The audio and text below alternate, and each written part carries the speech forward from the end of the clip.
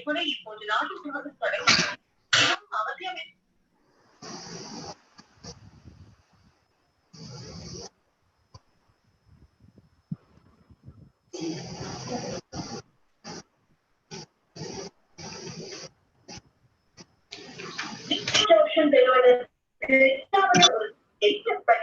வணக்கம். COVID-19 அல்ல கைப்பட இப்போது நாட்டு முழுவதும் வணக்கம்.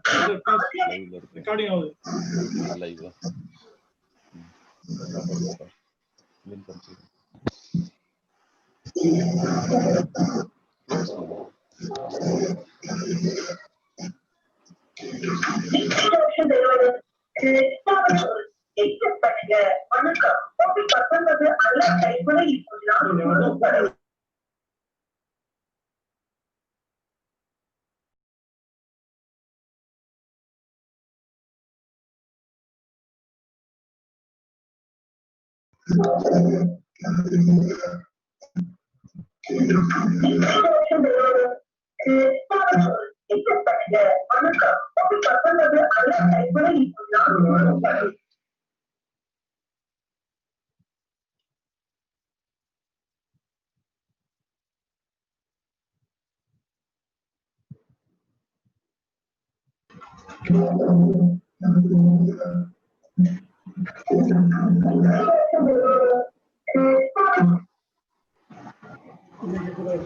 Shall we proceed, sir?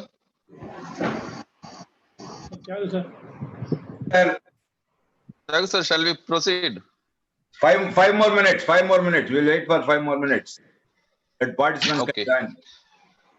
Okay, fine.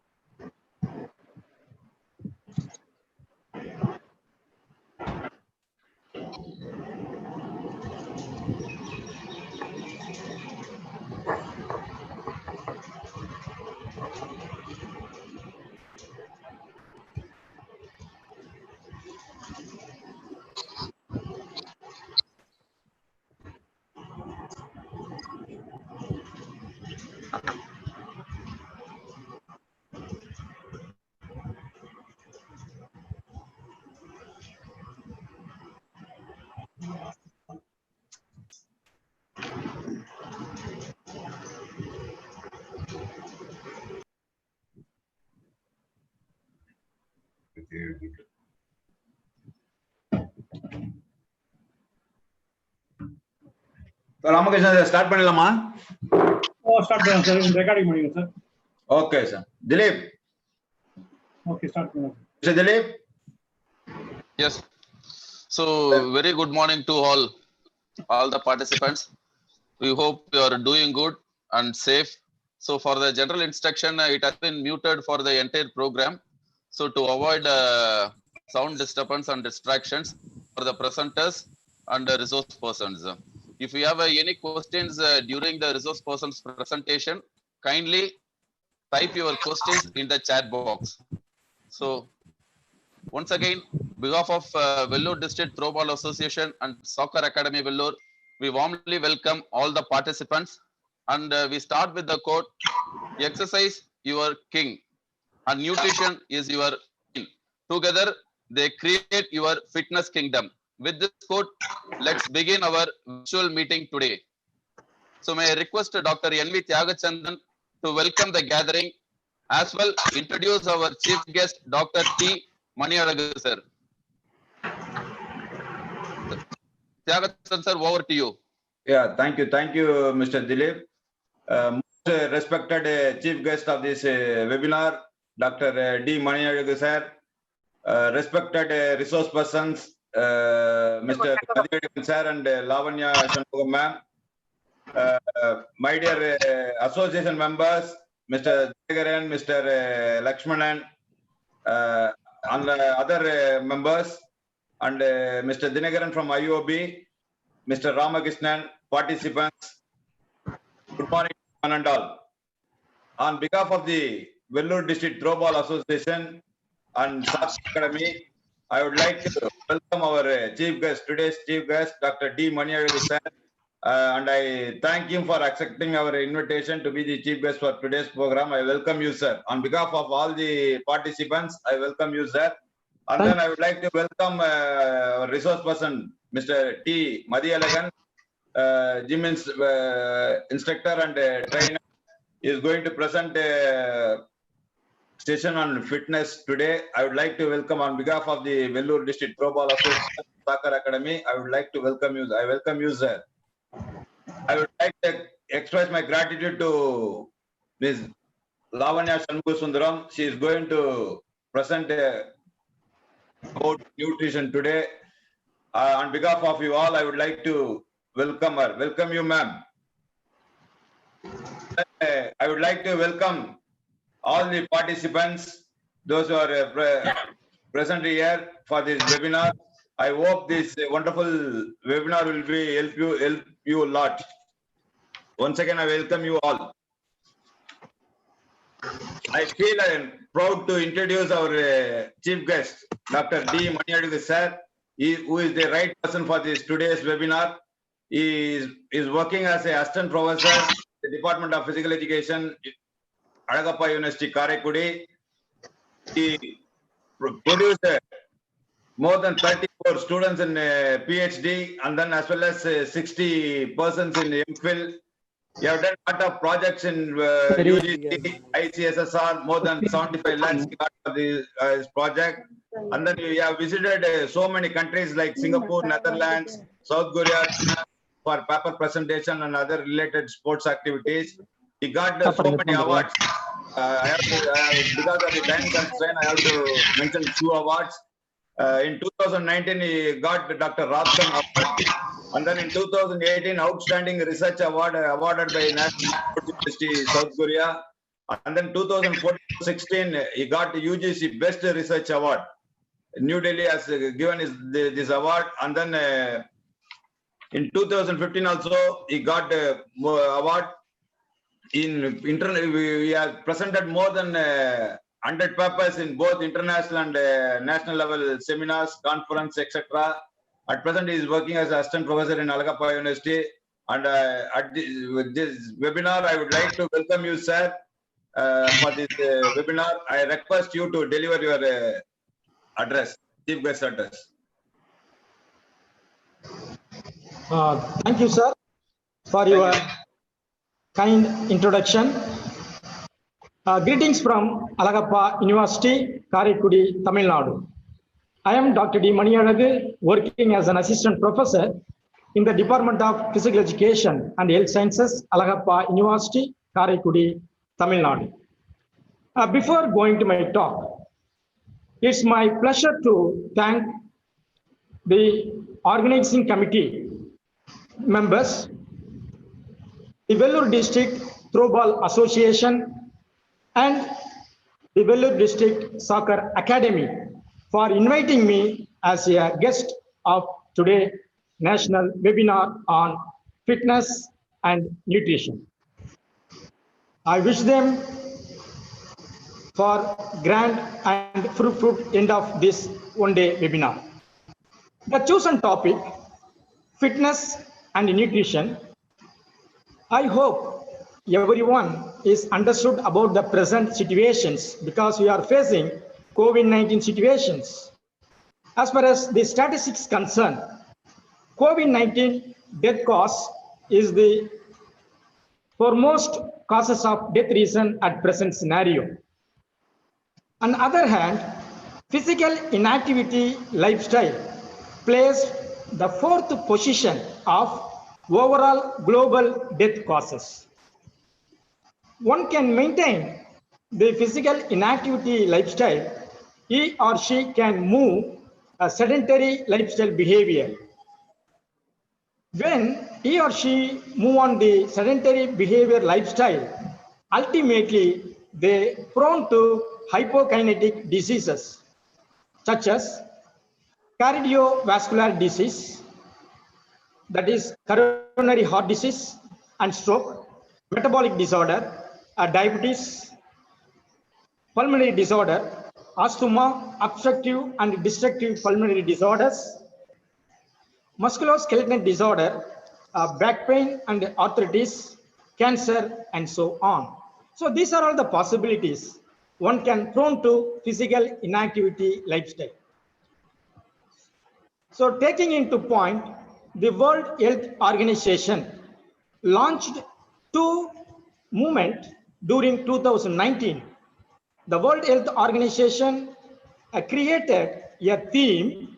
It's mean universal health. It's mean for everywhere and everyone. So the health is concerned, it's not meaning for any individual or it's not meaning for any one country. It's everywhere, everyone. And their slogan created the slogan, health for all. So the importance of the fitness, the World Health Organization launched a movement of slogan health for all. In line with the World Health Organization, our Indian government launched Fit India movement during 2019, August 29th, in the eve of our National Sports Day. The main aim and goal of this Fit India movement is the citizenship of our country. Every individual should be fit. When an individual is fit, ultimately it leads to their family fitness, their state fitness, and their country fitness. This is the main objective of the Fit India movement. For that, the Indian government, like Sports Authority of India, authorities, coaches, and some non-government organizations, physical fitness professionals, physical education teachers, and physical directors are directly involved to stretch this movement. Each and every corner of our country will initiating this movement. But naturally, what happened? We are affected in 2019 December this coronavirus. This coronavirus leads us. Sir, sir, please avoid that one, sir, because the YouTube live is going. What, sir? Kindly avoid that one, sir, regarding that one, because they will stop the YouTube live, sir. Regarding that word, you avoid that word, sir. Which one, sir? Regarding I'll call him. I'll call you, sir. So due to that, everyone very aware of this COVID-19. So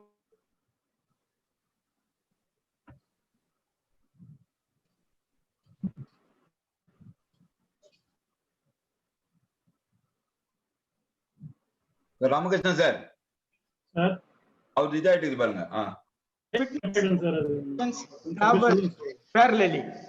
When you are improving your fitness level, you are not considering the knowledge of nutrition, you can't succeed. In other hand, you are very much knowledge in the nutrition, but you are not poor knowledge in the fitness, that is also decline your performance. So what purpose we are doing this fitness program? It means only two purpose. One, we can improve our health components of fitness, or we can improve our skill related components. We will considering the health aspect. We are keenly observing the cardiorespiratory endurance capacity, body composition, flexibility, muscular strength and endurance as far as the health components is concerned. In that skill components, speed, power, agility, coordination, reaction time, and balance. So these aspects, after my presentation, the leading speaker about the fitness, Mr. T. Madhyalagan sir, discussed more on the fitness, and also the Lavanya Shanmugasundaram madam discussed with you more on the nutritional aspects. So fitness is very much essential at present scenario. Not only present scenario, after the COVID lockdown released, the fitness professional job is very much headache, because they are very much concentrate on for the development of health components of general population, and their concentrate move on to the development of skill components of the elite level athletes and elite level sports practitioner. So in this fever, I conclude myself. I request to all the viewers and participants, please keenly watching the elite presenter like Mr. Madhyalagan sir and Lavanya Shanmugasundaram madam presentations. You can clarify your doubts and enriching your knowledge, because you people are dealt with school children and college students as far as fitness is concerned. I conclude myself. Once again, I thank the organizers for inviting me for this one-day national webinar, for giving this guest lecture, and also I wish them for grand success of and the fruitful end of this one-day national webinar. Thank you one and all. Thank you, Dr. D. Maniyalagan sir. So nicely narrated nutrition and fitness. It's a part of every in and out our day-to-day life, and also nicely quoted WHO vision in 2009 sets for all the people. Thank you for a wonderful speech, sir. And we move to the next topic. Before that, if you don't make time for your wellness, you will be forced to make time for your illness. I now call upon Mr. Dinagaran to introduce our resource person, Mr. T. Madhyalagan sir. Mr. Dinagaran sir, over to you.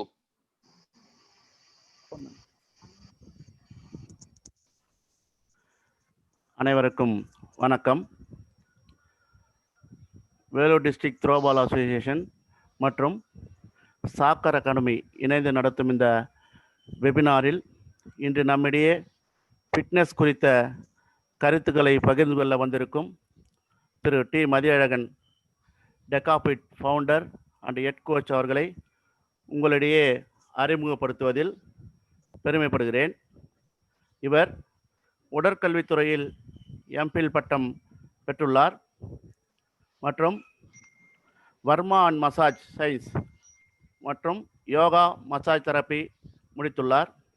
மேலும் இவர் SNME arts and science கல்லூரியில் assistant டைரக்டராக physical education டிபார்ட்மெண்ட்டில் பணிபுரிகிறார். 13 ஆண்டுகள் அனுபவம் பெற்றவர். மேலும் sports India management private limited திருவாண்டம் அதில் ஃபிட்னஸ் இன்ஸ்ட்ரக்டராக பணிபுரிந்திருக்கிறார். மேலும் கோயம்புத்தூர் அமிர்தா விஸ்வா வித்யாபீடம் யூனிவர்சிட்டியில் ஃபிட்னஸ் இன்ஸ்ட்ரக்டராக உள்ளார். மேலும் குறிப்பாக சொல்ல வேண்டுமென்றால் சென்னையில் உள்ள சுபபோதினி ஸ்பெஷல் சில்ட்ரன் ஸ்கூலில் ஃபிட்னஸ் இன்ஸ்ட்ரக்டராக பணிபுரிகிறார். மேலும் சென்னையில் பல்வேறு நிறுவனங்களுக்கு ஃபிட்னஸ் ஆலோசகராக உள்ளார். இப்படி பல்வேறு சிறப்புகளை கொண்ட திரு டி மதியழகன் அவர்கள் அவருடைய கருத்துக்கள் வருங்காலங்களில் நம் அனைவருக்கும் நாம் அனைவரும் ஃபிட்னஸாக வாழ, நலமுடன் வாழ பயனுள்ளதாக அமையும் எனவும் வாழ்த்தி, தொடர்ந்து அவருடைய கருத்துக்களை நம்மிடையே பகிர்ந்து கொள்ள அன்போடு அழைக்கின்றேன். நன்றி, வணக்கம். Thank you, Mr. Dinagaran sir, for nicely introduced T. Madhyalagan sir. I now invite Mr. T. Madhyalagan sir to present the meeting. Madhyalagan sir, over to you, sir.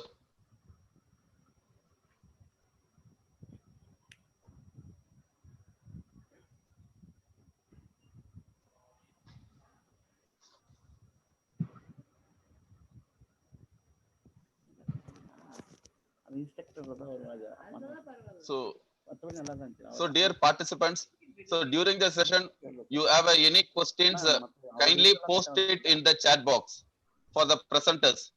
Thank you. Okay, good morning all. Sir, am I audible? Yeah. Okay. Good morning. You can proceed, sir.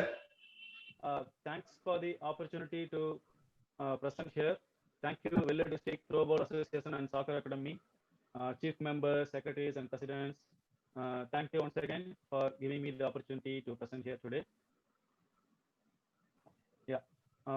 Before moving to the presentation, I would like to show my background about the education qualifications, so that you know what I'm talking, where I'm coming from, all that. So I completed my master degree, MPhil, bachelor degree, all in the physical education department. UG diploma in yoga and from Annamalai University, master degree from yoga and naturopathy from Vinayagar University, diploma in fitness management, Bharat University, Pharma and massage science from Mannan University, and these are my certifications. So I feel everyone should learn continuously throughout the years. Like, you know, after the college or schools, the learning should not stop. Like something we have to learn continuously. So I really like the certificate. I mean, one second, I will quickly undo the. Okay, so I did my certifications in strong first kettlebell instructor and level 1 and level 2 certifications, and ground force method certification. That is what I'm talking now.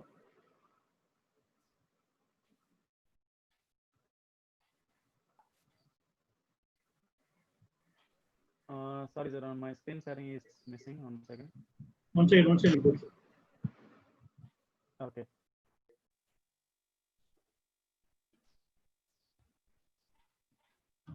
So functional range conditioning. Sir, Madhyalagan sir. Yes, sir. Can you hear me, sir? Yeah, yes, sir. Yes, sir. Sorry to disturb you. Your voice is very low, sir. Can you hear me now, sir? Little bit louder, sir. Little bit louder. Okay. I'll speak louder, sir, now. Yeah. Yes. Okay. So these are my certifications. I did my functional release, upper limbs, which is a therapeutic course, and Thai yoga, body massage work, certified mace level, which is called Gada.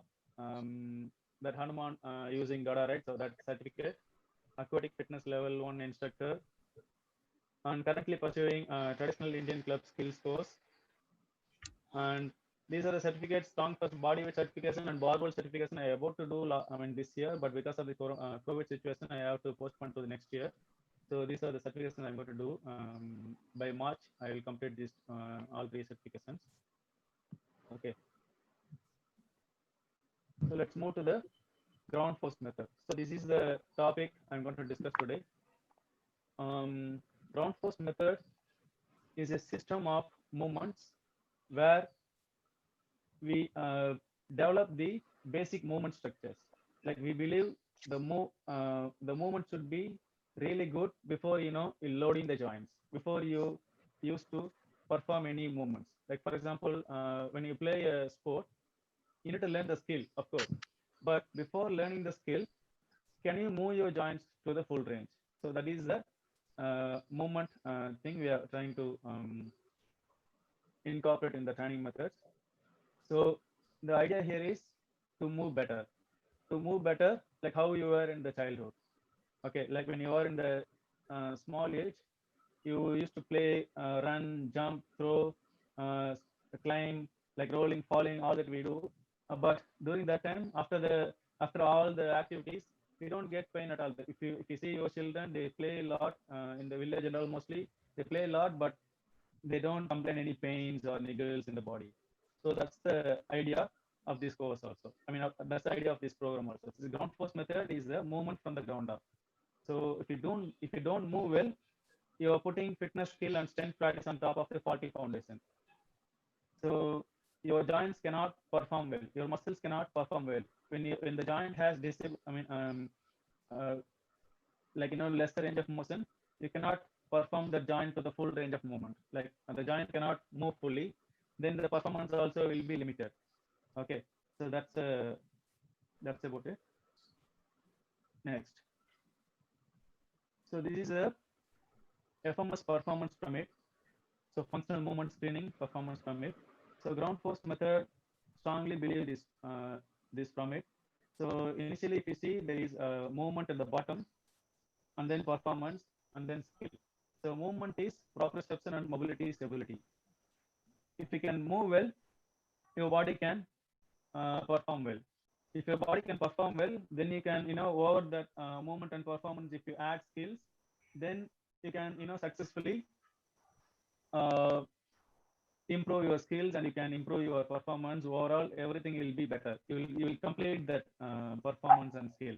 Like without any movement, like if your hip is not moving well, you cannot jump properly.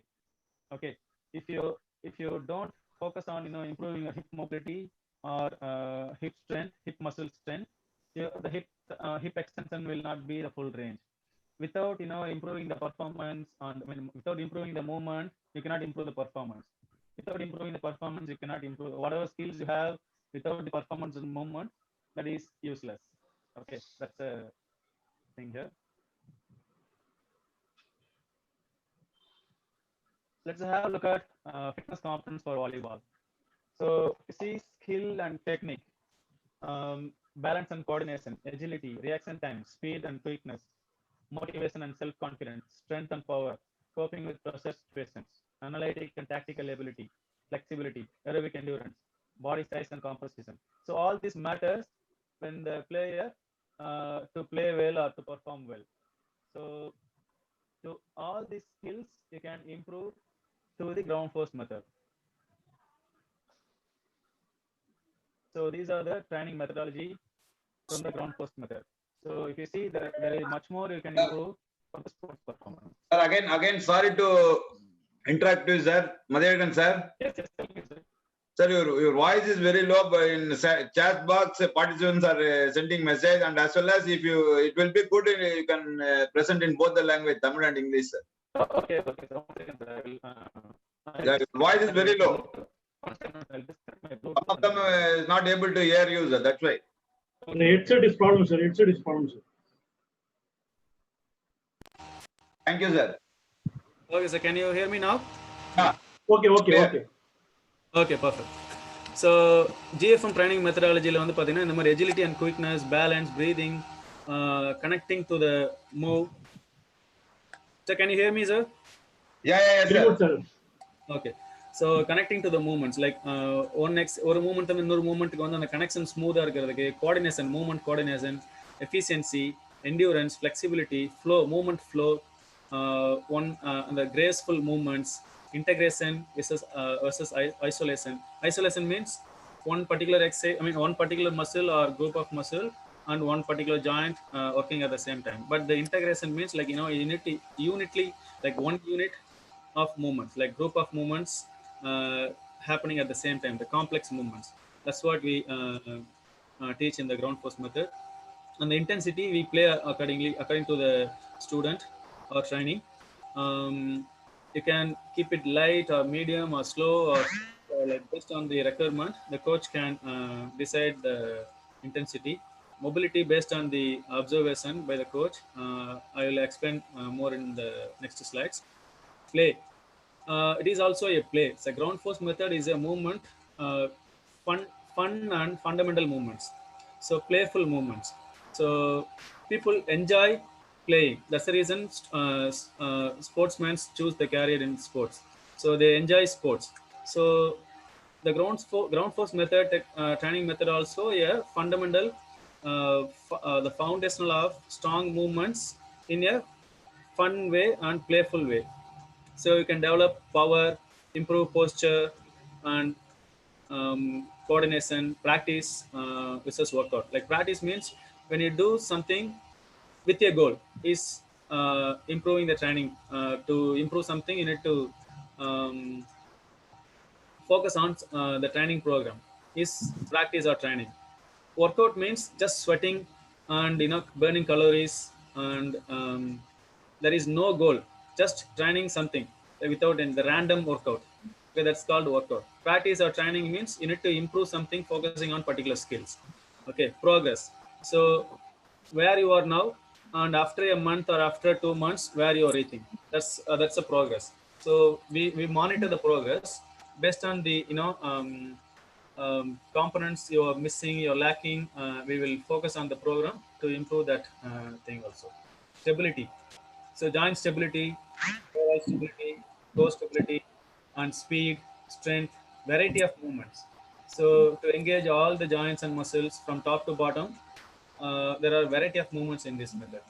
So this is very highly recommend for the any sports activities like volleyball, football, or any sports it can be.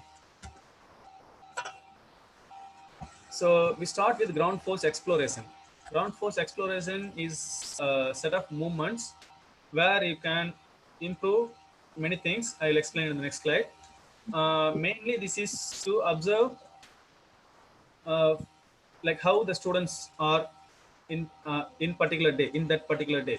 Like before playing games, if you add this ground force exploration movements, the coach can identify the problems by seeing how the student is moving.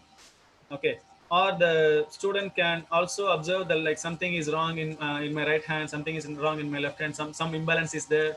Why is it there? Like something is very serious or dangerous, or like immediately you can look into that.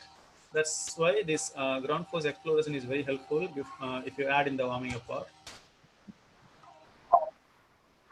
The benefits of ground force exploration is assessment tool for coaches. So each and every movement you can observe something and assess the movements. You can observe from the neck and from the top to bottom, from bottom to top. You can observe everything, like where the muscles are weaker, which joint is limiting the movement, which muscles எந்த ஜாயிண்ட்ல வந்து ரொம்ப pain இருக்கு, இல்ல ஏதோ ஒரு movement பண்ணும்போது அவங்களுக்கு pain இருக்கு அப்படின்னா அதை வச்சு கோச்சஸ் வந்து அதை கண்டுபிடிச்சிடலாம். லைக் இந்த இடத்துல இந்த ஸ்டூடெண்ட் வந்து இந்த இடத்துல ப்ராப்ளம் இருக்கு, அவருக்கு வந்து இந்த எக்ஸசைஸ் வந்து பண்ணக்கூடாது, அந்த மாதிரி இந்த கான்ட்ரா இண்டிகேஷன்ஸ் எல்லாம் வந்து you can identify in this GFE itself. You can improve joint mobility. So ஸ்டார்டிங்ல வந்து என்ன ரேஞ்சில் அந்த ஜாயிண்ட் மூவ் ஆயிட்டு இருக்கு, போக போக அந்த ஜாயிண்ட் எவ்வளோ இம்ப்ரூவ் ஆயிட்டு இருக்கு அப்படின்றத நீங்க ஈஸிலி யூ கேன் ஐடென்டிஃபை. நம்ம ஸ்டார்டிங்ல இருந்து அதை அப்சர்வ் பண்ணிட்டு இருக்கோம் அப்படின்னா ஒரு ஜாயிண்ட்லயும் வந்து இன்வால்வ் ஆகி பண்ணும்போது you can see the improvement. Joint range of mobility is important for any sports or any power or any performance related activities. Core stability overall. So cross sectional core stability, single joint stability, or complex stability, all that you can develop in this GFE itself. Definitely flexibility movements. Like there are multiple movements. I'll show all the short video, about 4.5 minutes video is there. I'll show you. Like any parts, anybody want to practically do it, when I will inform you, you can prepare and practice that in another 5-10 minutes. Static and dynamic balance. So static and dynamic balance, the coaches know very well. So balancing in one place is static balance. Dynamic balance is when you move your body, can you balance? Moving on your feet, or moving on your legs, or moving on your hip, or moving on your back, or you can move your body in different methods, not only by your feet. You can move, handstand walk, or hip walk, or one leg balance, or hopping, jumping, running. Like any activity when you do, you need to balance your body. If you learn to balance, the performance and skill you can apply very quickly. Body weight strength you can improve. Body weight endurance, when you do it in more repetitions, you can improve body weight endurance. Movement coordination will get better. Own body awareness. So like I said, the assessment tool for coaches, the student and trainee, it will be a own body awareness, like how they are starting, initially how they are moving, towards the end, or like after the few weeks of practice, how the body is responding to that movements. Spatial awareness, which means when you playing in a game, like, there are body contact games, like the non-contact games and contact games, like, to how to avoid that resistance, like, when you're moving, how to avoid that, like how much impact it will be, like all the spatial awareness you can develop in this one on the GFE itself. Improve motor control, motor unit coordination will get better. Locomotion skills, walking, crawling, climbing, lunging, all that skills will improve. So overall, you can connect your body to this. So you can fix asymmetric and imbalances by doing this practice itself. Okay. So these are the ground force exploration movements. We are going to practice now. Whoever is ready, you can watch the video and get ready for the practice now. It will be 4.5 minutes only. From the ankle to like, make sure you have enough space, at least about 4 feet, 3 to 4 feet space in the area. You can do this now. The video is coming now. So you're going to start with ankle mobility and figure 4 hip circle, figure 4 hip circle. I'll explain in the video also. As the video plays, I will explain the what are the improvements you can get, what are the benefits you can get from that.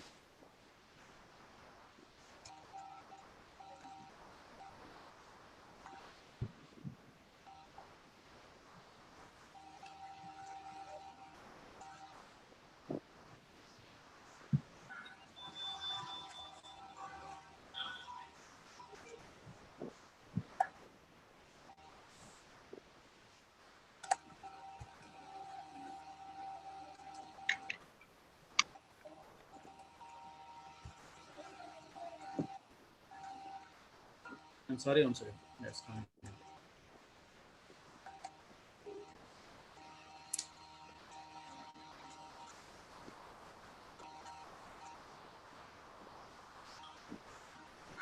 So starting off with ankle pedaling, ankle series. So here, if you see the plantar flexion and dorsiflexion happening in the ankle joint, it's a very simple movement, which is very important for any sport players. Okay, for jumping ability, if there is ankle stiffness, the jumping will be limited. You cannot jump very high. If there is issues in the joints, I mean in the ankle joint or knee joint, hip joint, the jumping, thrusting, hip thrusting, all the explosive power, you cannot produce so much. So here, if you see, there is a figure 4 hip circle. This movement, in this movement, you can develop hip mobilities, like hip internal rotation and hip external rotation is happening now.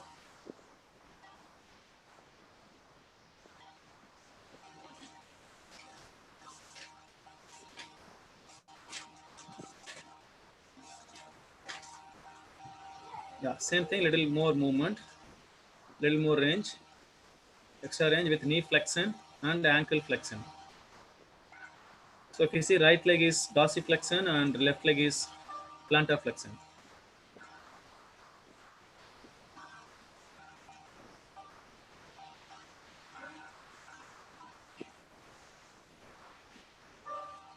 So here the focus is stretching the hamstring muscles, back thigh muscles and calf muscles. So initially, not everybody can get into the vertical line 90 degree, but slowly, as you practice, the range will get better. So now if you notice, the legs are very stiff and straight. You can improve your hip flexibility. I mean the hip flexor muscle stretch and hip functioning. Proper hip extension independently. This movement called seated S. The arm is fully rotating internally and externally at the same time. Same thing from the lying down position. So this is slightly difficult one. People having issues in the shoulders, easily we can identify.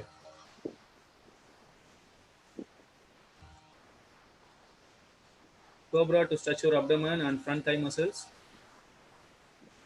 Hip flexor and rectus abdominal muscles.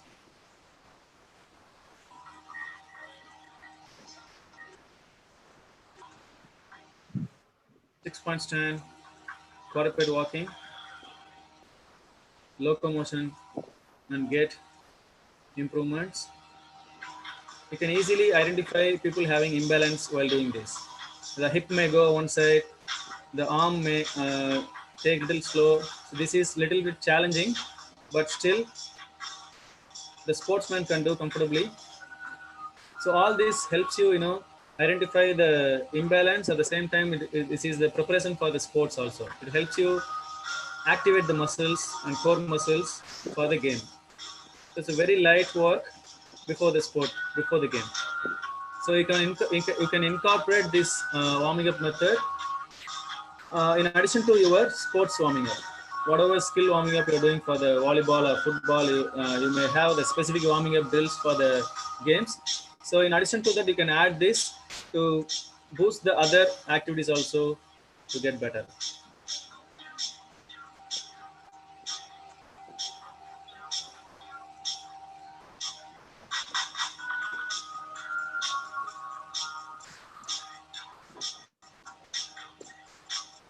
Almost there.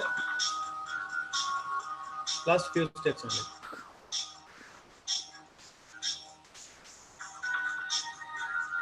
So you can find this in the YouTube channel, in the YouTube itself, like ground force exploration movements.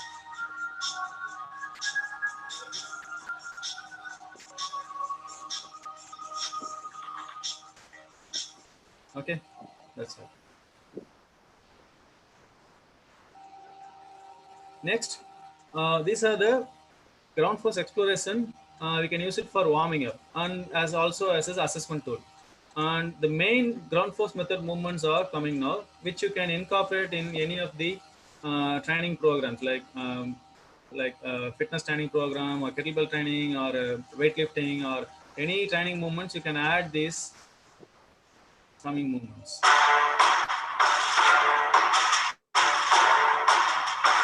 This is going to play for 2 minutes, but 1 minute 45 seconds. Just observe all the movements.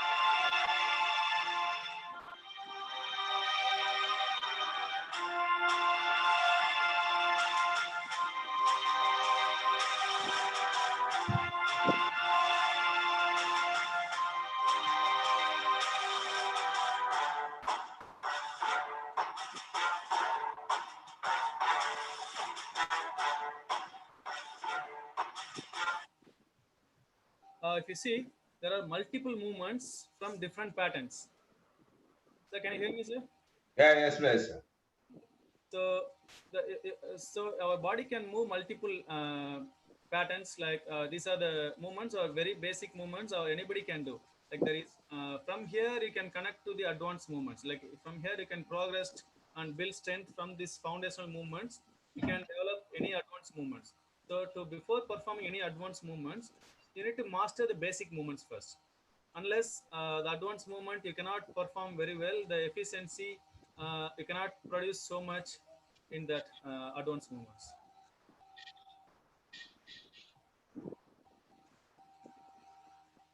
So if you see these movements steps, if you see on the previous short video, there are about 24 to 25 positions I was showing there before. So in each positions, from one position to another position, when you move, there's a transition like switching, but in the same spot. These are the movement categories. So transition from one exercise to another exercise, and switching from one place to other place, and like staying in one place and then connecting, different exercises. Like in the center, you'll be in one position.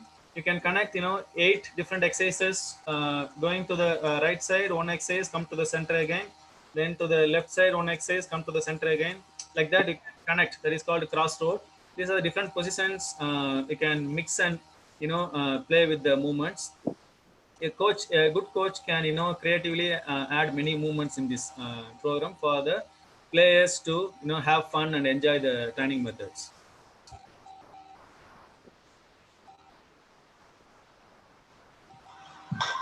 So here's a simple flow combination of movement.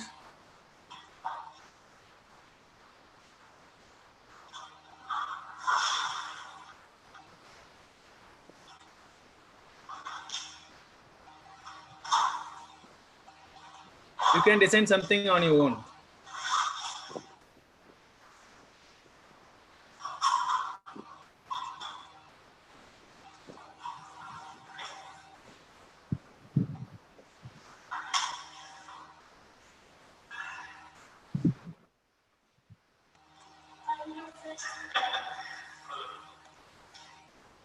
If you notice, there was a squat, lunge, rolling,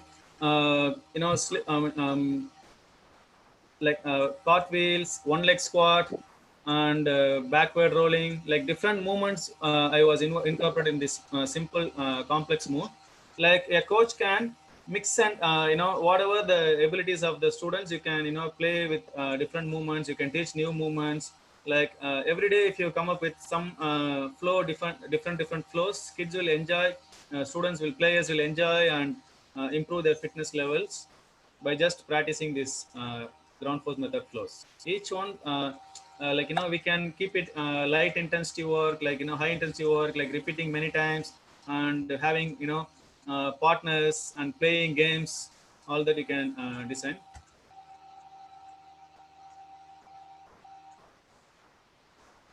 So ground force method games. So here, if you see that one lady doing a simple plank with knee flexion. So the straight plank is easier. This knee bent plank is little harder, and there is only 4 point of contact there. So if you see, there are a lot of men's, putting pressure, putting load on her top, and there, if you see, there are three guys putting load directly over this lady. The other 3 guys putting load to the other 3 guys. So there are different aspect. You can improve your core stability and focus in this method. So I'll show you a simple games we conducted during the certification program.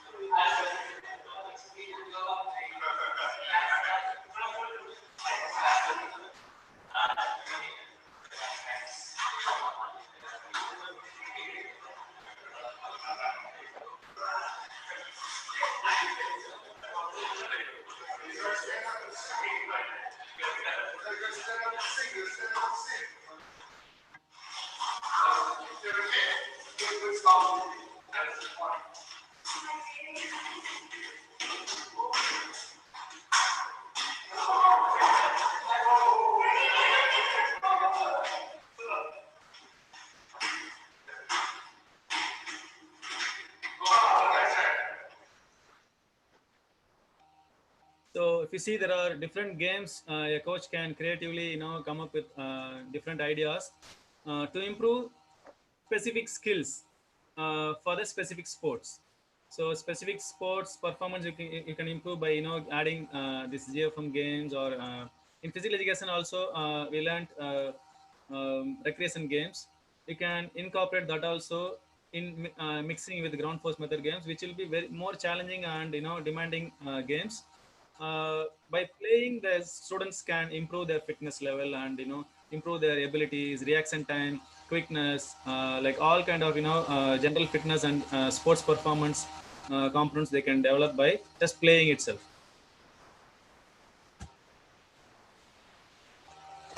Okay, how can you start using ground force method in your training?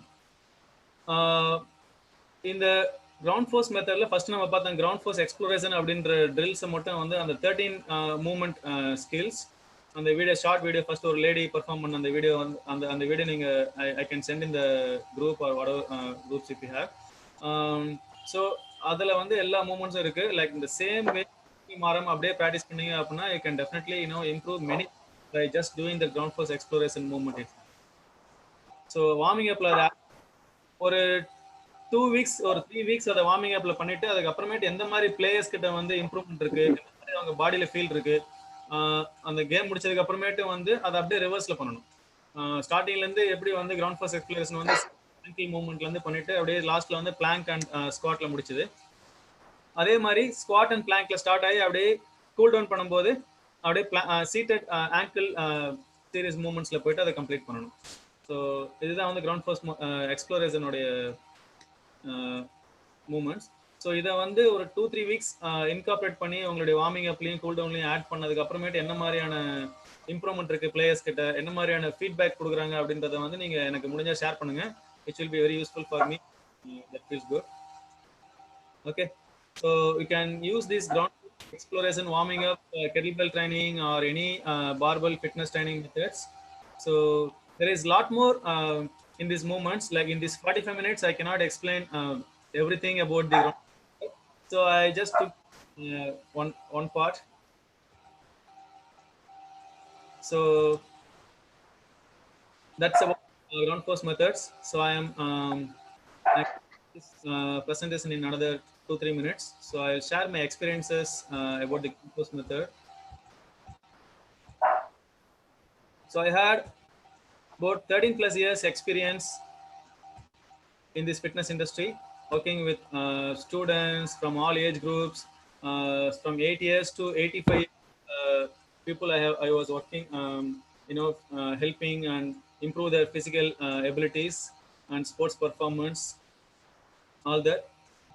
I used this ground force method. Ground force method is just one instructor course. I went to Singapore to complete this course. After completing this course, I was able to work with many senior citizens and people having a lot of injuries, come back from injuries back to the playing to play sports again. For that, this ground force method movements are very, very useful, and I really feel that this every coaches sports coaches or any fitness coaches should learn these skills, so that they can degrade the fitness routine for some time. Like they can improve, progress and regress based on the athletes capacity level, and then during the injury time also they can still train and enjoy and have fun.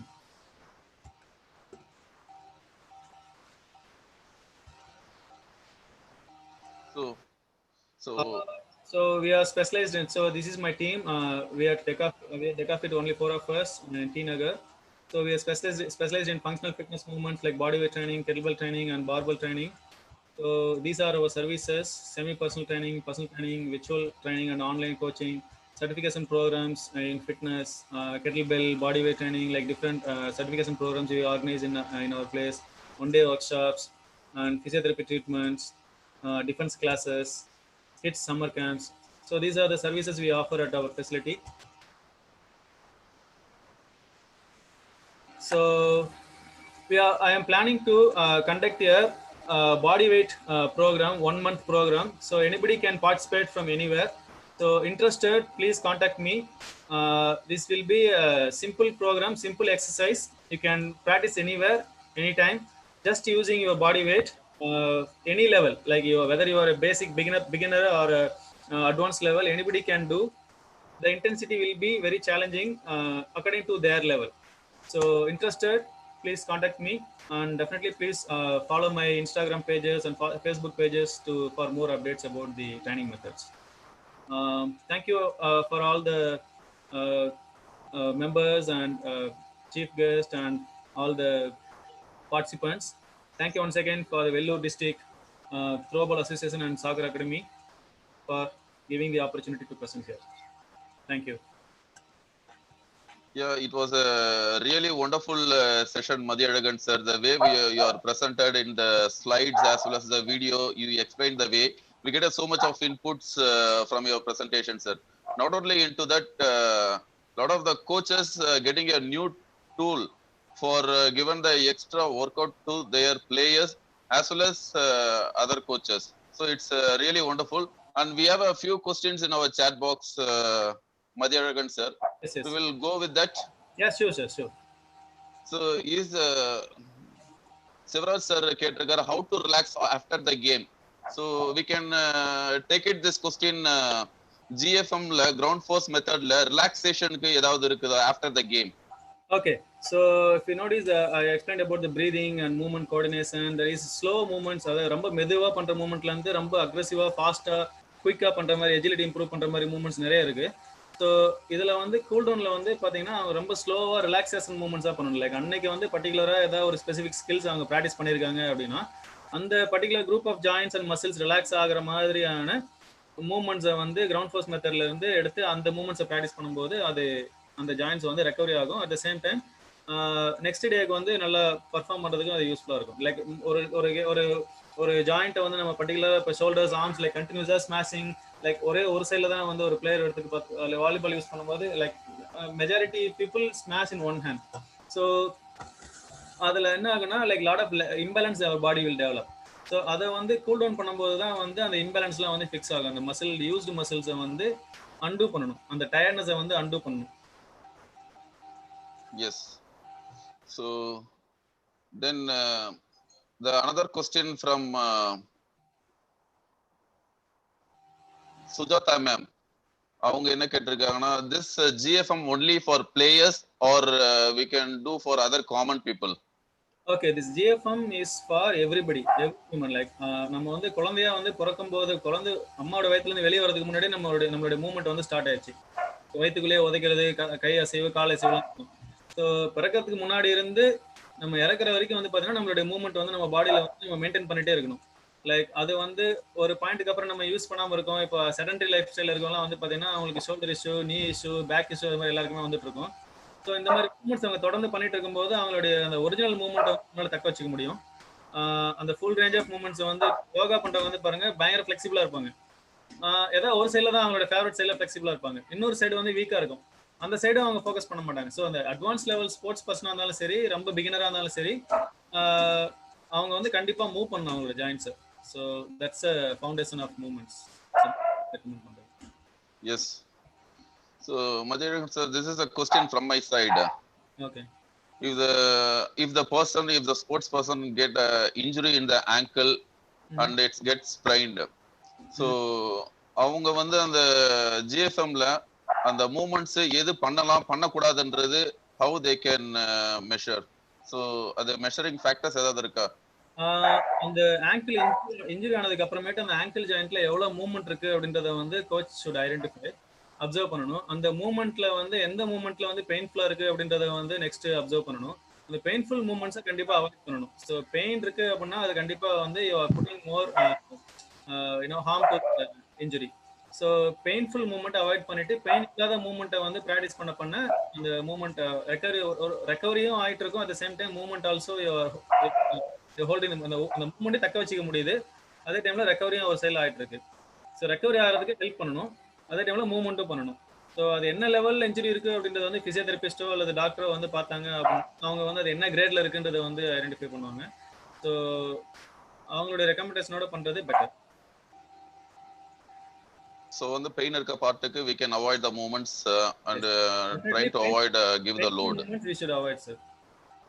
Okay, thank you. So if you go with the chat box, so many appreciations from the participant for you, sir.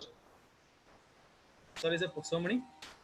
So many appreciations, sir. Oh, okay, okay. Thank you, sir. Appreciations and applauds. Yeah. Thank you. So if any question from anyone, so request a participant, if you have any questions, so you raise your hand, so we can unmute yourself, so you can ask the question directly. So unmute பண்றதுக்கு you can right hand topல வந்து 3 dots இருக்கும், அதை click பண்ணீங்கன்னாக்கா chat, enable meeting setting, minimize meeting, raise hands ன்னு இருக்கும். நீங்க இடத்துல அந்த raise hands click பண்ணீங்கன்னாக்கா it's popping up one hand symbol. So host will unmute you. You can ask the question directly instead of typing. I saw one question like, do you conduct GFM course? So we conduct GFM course about 1 year once or 1.5 year once. That is a certificate, instructor certification program. So coaches can come and attend the programs. Like participants can come attend the workshops, like 1 day workshops, half day workshops we conduct at the deck of it. So you can come and learn most of the basic movements in that itself. Like for the advanced level coaching perspective, the coaches can come and learn more, like how to coach, how to correct the mistakes, how to identify the mistakes. அதெல்லாம் வந்து instructor ப்ரோக்ராம்ல இருக்கும். Sir, Dr. M. Gopinath, he raised the hand. Kindly unmute him. Very good morning to one and all. Can you hear audible? Yeah, yes, Sir, yes, sir, yes. audible. Right. Thank you. Wonderful organization. Chandan and the team, all the Throwball Association and all thing. A simple question. I think it's the risk factor, and particularly in risk activity, particularly. Is there any remedy for it? Sir wrist வந்து அவங்களுக்கு first வந்து அவங்களுக்கு இல்ல sir for beginning இஸ்தானே பிகினருக்கு செய்யறோம் இல்ல சின்ன பசங்க செய்யும் போது what about the risk factor in particularly ankle and wrist, ஏன்னா பாடி வெயிட் பொத்துக்குள்ள வந்துட்டாங்களோ இல்ல பாடி கண்டக்டர்னா will have injury to that. Okay, so to avoid that what you are doing it, if you are doing for individual it's okay. The training for when it's in a group activity, what are the precautions you are making it for? That's a recommendation. Precautions அப்படின்னு பாத்தீங்கன்னா first அந்த GFE ல வந்து பாத்தீங்கன்னா like I said, this is also assessment tool. உங்களுடைய joint range of movement எவ்வளவு இருக்கு அவங்க அந்த okay பண்ணும்போது no did you have any preliminary test for it or a preliminary strengthening exercise for that? That's what I'm coming to say, sir. Yeah, please Present movement itself, you can identify most of the things, like how much mobility they have in the joints, like how much flexibility they have, how much strength they have in the core, like most of the base, that's a basic movement without any impact movements. If you see that video that lady was performing, there is very simple movements. The coach can identify many things and observe many things that while doing in the group itself, like easily we can identify. Like ஒரு plank வந்து plank to side moving பண்ணும்போது அந்த plank அப்படி தொங்கிருச்சு அப்படின்னா அவங்களுக்கு core stability இல்லைன்னு அர்த்தம். அவங்களால வந்து கண்டினியூஸா கிரால் பண்ணி போக முடியல அப்படின்னா அவங்களுக்கு ஆல்ரெடி ரிஸ்க்ல பெயின் இருக்குன்னு அர்த்தம். So immediately we have to listen to that, and anybody when you performing the movements uniformly, like when the coach performing in front, so the GFE movements வந்து பாத்தீங்கன்னா the students will perform uniformly, like randomly வந்து perform பண்றது வந்து once they learn it they can do it on their own. But first time when the coach conduct this exercise movements, the coach will continuously observe uniform movements. Like if somebody is doing slow, you have to wait for that person to complete. If somebody is going too fast, you have to wait, tell them to wait and go with you. So அந்த மாதிரி வந்து you can easily observe and identify the errors and issues. Thank you. We must have a strengthening exercise for particularly forearm exercise. Then we performance will be advisable, I think so. Sir அதுல வந்து பாத்தீங்கன்னா ரிஸ்ட்க்கு வந்து அவங்க கையை ஊன்றதுக்கு முன்னாடி அவங்க ரிஸ்ட்ல எவ்வளவு mobility இருக்குன்றது ரிஸ்ட்ல அவங்களுக்கு ஃபார் எக்ஸாம்பிள் இப்போ சிலருக்கு வந்து இந்த 90 டிகிரி ரிஸ்ட் பெண்டே ஆகலன்னு வெச்சுக்கோங்களேன், they are not able to land there. அதாவது இது வந்து சில்ட்ரன்ஸ்க்கு மோஸ்ட்லி இருக்காது. லைக் இப்போ ஏஜ் அட்வைசபிள் என்ன கொடுக்குறீங்க sir? What is the age advisable for this training? Sir, anybody can do, like I said, from any age. இல்ல நம்ம சில்ட்ரன்ஸ் ஃபன்னி ஆக்டிவிட்டி ஸ்கூல்ல ஃபன்னி ஆக்டிவிட்டி கொடுத்துருவாங்க இத. பை வாக்கிங் பண்ணி கொடுத்துருவோம், பை crocodile walk இந்த மாதிரி ஃப்ராக் ஜம்ப் இந்த மாதிரி கொடுத்துருவோம் ஸ்கூல் லெவல்ல, பேசிக் லெவல்ல. பட் ஹையர் லெவல்ல கொஞ்சம் ஸ்பெசிஃபைடுக்கு என்ன ட்ரைனிங், என்ன ஏஜ்ல அட்வைசபிள்? ஏஜ் பீப்புளுக்கு வந்து பாத்தீங்கன்னா இந்த இம்பாக்ட் ஹை இம்பாக்ட் ட்ரைனிங் வந்து அவாய்ட் பண்ணணும் சார். ஜம்பிங் எல்லாம் வந்து இண்டிவிஜுவல், அதாவது நீங்க குரூப்பா பண்ணும்போது அது மாதிரி கண்டிப்பா அவாய்ட் பண்ணணும் senior சிட்டிசன்ஸ்க்குலாம். Yeah, I'm not about talking about old age peoples, minimum age peoples, adolescents, about 12 years or above 15 years. Okay. For them, you can include all activities from the, I mean, like I said, initially நீங்க வந்து observe பண்ணணும். அவங்க அதுல அவங்களுக்கு அந்த மூவ்மெண்ட்லாம் பண்றதுக்கு ready ஆயிட்டாங்கன்றது உங்களுக்கு தெரியும் சார். உங்களுக்கு ஒரு Okay. பார்க்கும்போது அந்த மூவ்மெண்ட் வந்து அவங்க வீக்கா பண்றாங்களா, ரொம்ப சொதப்புறாங்களா, இல்ல கஷ்டப்படுறாங்களா, அவங்க ஃபேஸ்ல எக்ஸ்பிரஷன்ல பார்த்து தெரிஞ்சிடும். ரொம்ப கஷ்டப்பட்டு பண்றதும், ஈஸியா பண்றதும், கம்ஃபர்டபுளா பண்றதும், என்ஜாய் பண்ணி பண்றது எல்லாமே தெரியும் இல்லைங்களா ஒரு கோச் பார்க்கும்போது. Sure. ஆமா, ரைட். அதை வச்சு நீங்க வந்து ஐடென்டிஃபை பண்ணணும். ஒருத்தர் கஷ்டப்பட்டு பண்றான், ஒருத்தர் என்ஜாய் பண்றான் அப்படின்னு தெரிஞ்சிடும் இல்லைங்களா? ஸோ அப்ப கஷ்டப்படுறவங்களுக்கு வந்து என்ன காரணம்ன்றது நம்ம கேட்டு கண்டுபிடிச்சு அதை வந்து சால்வ் பண்ணணும் அப்பப்போ. அவ்வளவுதான். Thank you, sir. I will introduce my training in my team itself. Thank you very much. Wonderful session. Thanks for Chagachandran and Dinakaran and all the other teams members. Thank you. Thank you, Gopi. Thank you. Thank you, Madhyadagan sir. Nicely handled so many questions and your answers also well cleared and transparent to all the participants. So shall we move on to the next? Thank you, sir. Thank you for the opportunity. Yeah, thank you, sir. So this is also again the one of the quote: proper nutrition is the key to unlock your body's potential. I hope so. Now it's time to introduce our another resource person, Miss Lavanya Shanmugasundaram. Ma'am. So before that, we'll award him. Yeah. I'll give the intro, sir. Yeah. This is a small introduction about Lavanya Shanmugasundaram, ma'am. She is a qualified preventive and sports nutritionist, founder and chief nutritionist at NutriSports. So, ma'am completed educational background. It's a MSc Clinical Nutrition, Sri Ramachandra University, Chennai, 2010 and 2012. And ma'am completed accredited certificate course, 17 courses she completed, and also she done 2 research topics. That is Sri Ramachandra University Center for Sports and Science, India. The topic is a poster presentation, India Association of Sports Medicine, which is held at Chennai. That is in 37th annual conference. And another one is he submitted a paper presentation that is in first annual Sports Authority of India conference that is held in New Delhi 2017. And ma'am has a huge work experience, more than worked in 9 hospitals and wellness center as a consultant dietitian. And also she was a lecturer in the Department of Arthroscopy and Sports Medicine, Center for Sports Science at Sri Ramachandra University from March 2014 to December 2018. Ma'am, it's my great pleasure to introduce. So you can find out more about Lavanya Shanmugasundaram, ma'am, if you Google it. Ma'am, the floor is yours, ma'am. Over to you.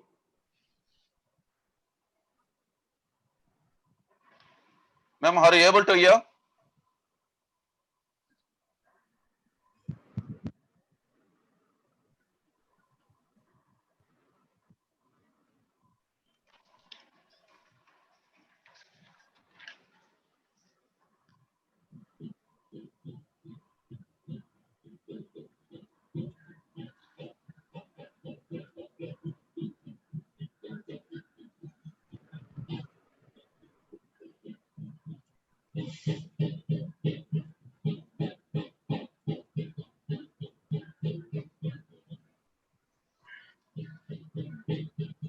Voice is not audible.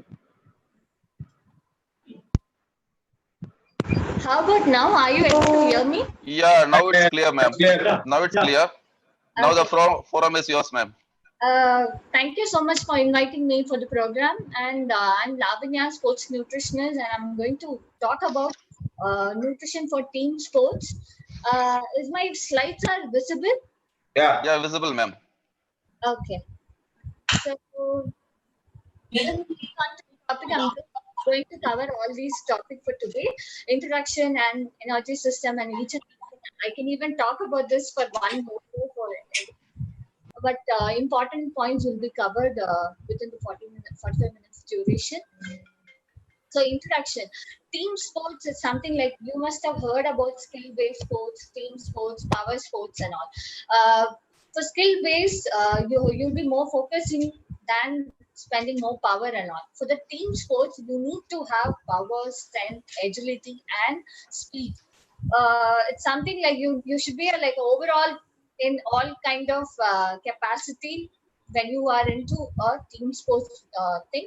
And during the event, athletes should be mentally and physically active. Only then the performance will be better. So it's just a small introduction about the team sports. It's a dynamic sports and it's involved full body for better performance. And moving on to the energy system. Energy plays a major role for bettermenting your performance. It can be an amateur player or like competitor or a light player or a normal fitness nutrition player, like a fitness freak. All of us need energy. Energy is required for a normal human being to face the day-to-day routine work pattern. So before moving on to energy, we have to know how energy is produced from our nutrient, whatever we consume. So three major nutrients involved in producing energy.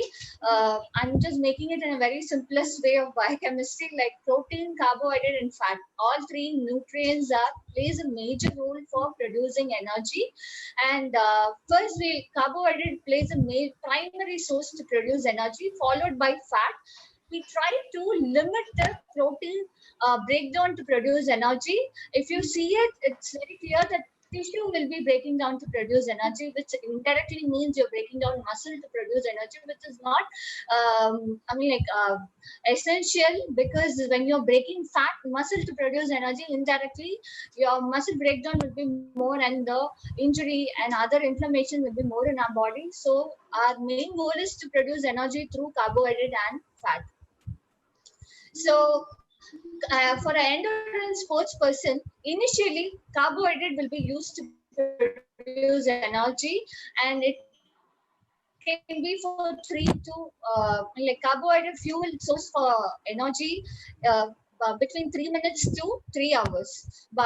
And lipolysis is like breaking down of fat, so it can be used for an ultra endurance as well.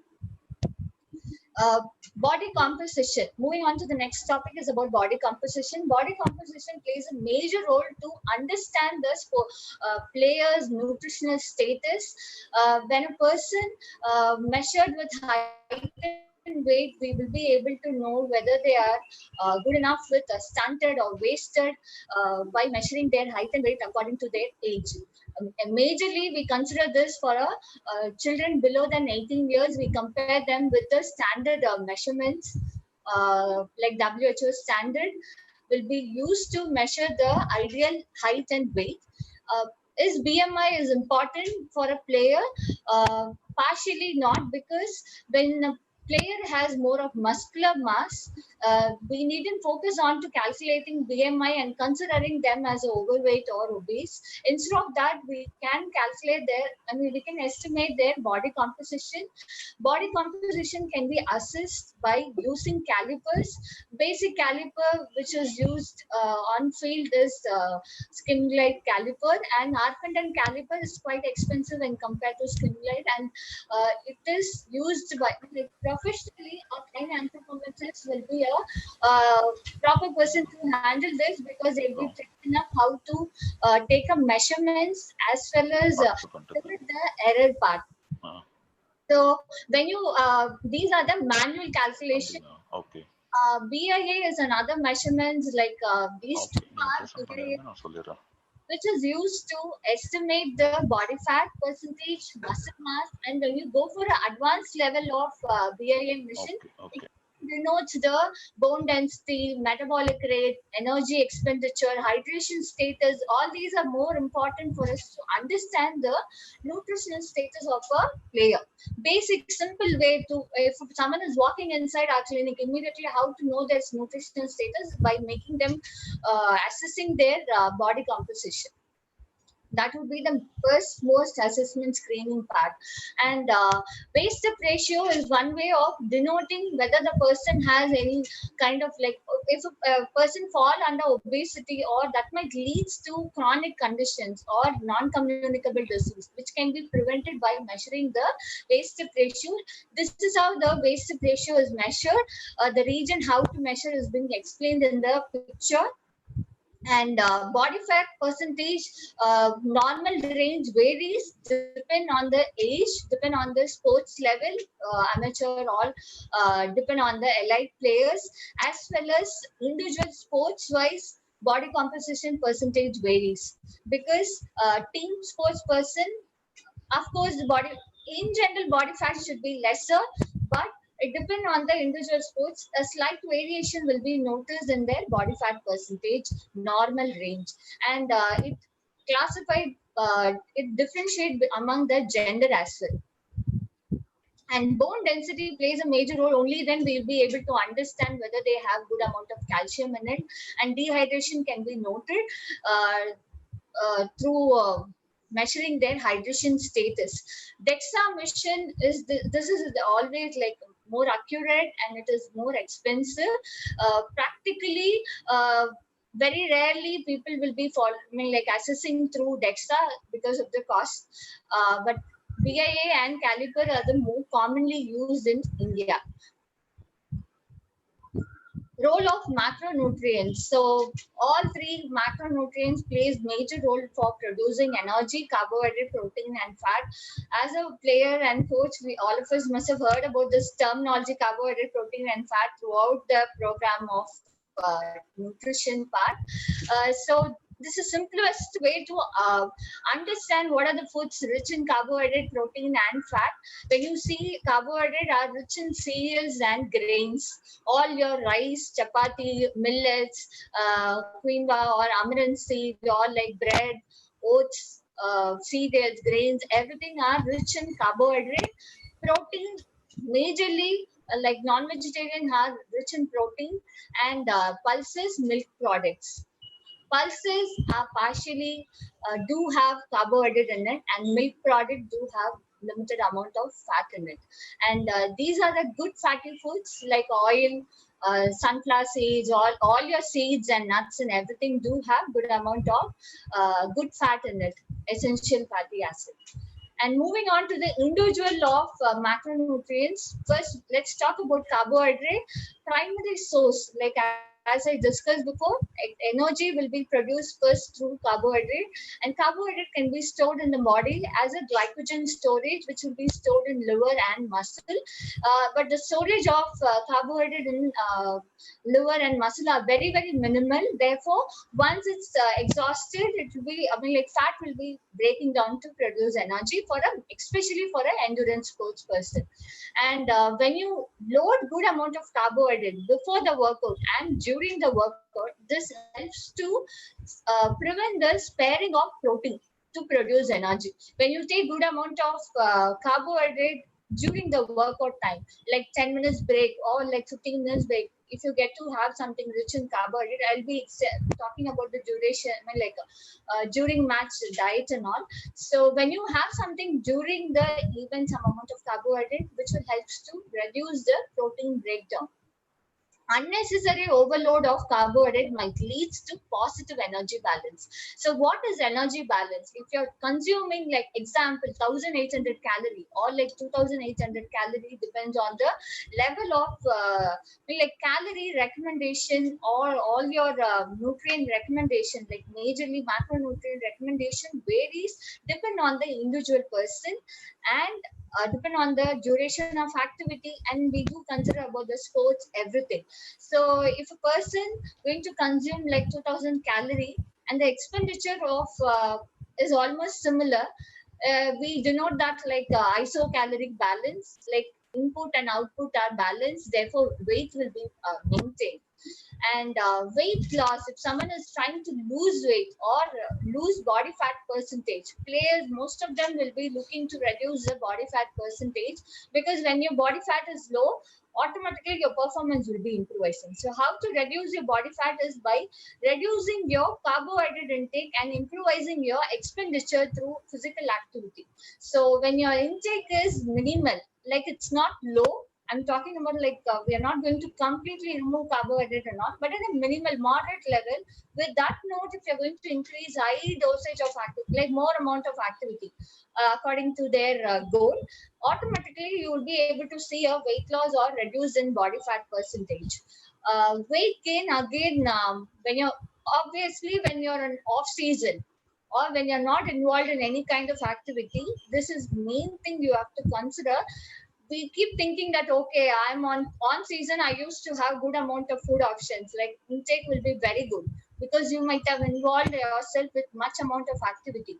So in that scenario, you on off season time, you gradually need to reduce your intake, understanding that your expenditure is less now, therefore your intake also to be reduced. If you're not doing that, it might leads to positive like positive energy balance. So intake will be there, expenditure will be less, automatically body weight gain will be noticed, and that might leads to increase in body fat percentage and obesity, overweight, and it will automatically affect your performance. So we have to be more keen on this part, how much amount of carbohydrate to be focused during the off season time. So majorly two carbohydrate classification of carbohydrate are simple and complex. Simple and both plays a major role in producing energy, breaking down of carbohydrate to produce energy. But simple will break down and digest quickly when compared to complex. Complex, since it's why it's very slow, is because it do have a good amount of fiber in it. Therefore, breakdown process will be little delay. That's why we keep saying that take complex carbohydrate if you have good duration of pre and previous meal. Pre-event and like the event time with the meal time. If you got like 2 or 4 hours gap, go for complex. Therefore, your energy will be breaking down slowly so that you will get energy throughout the event.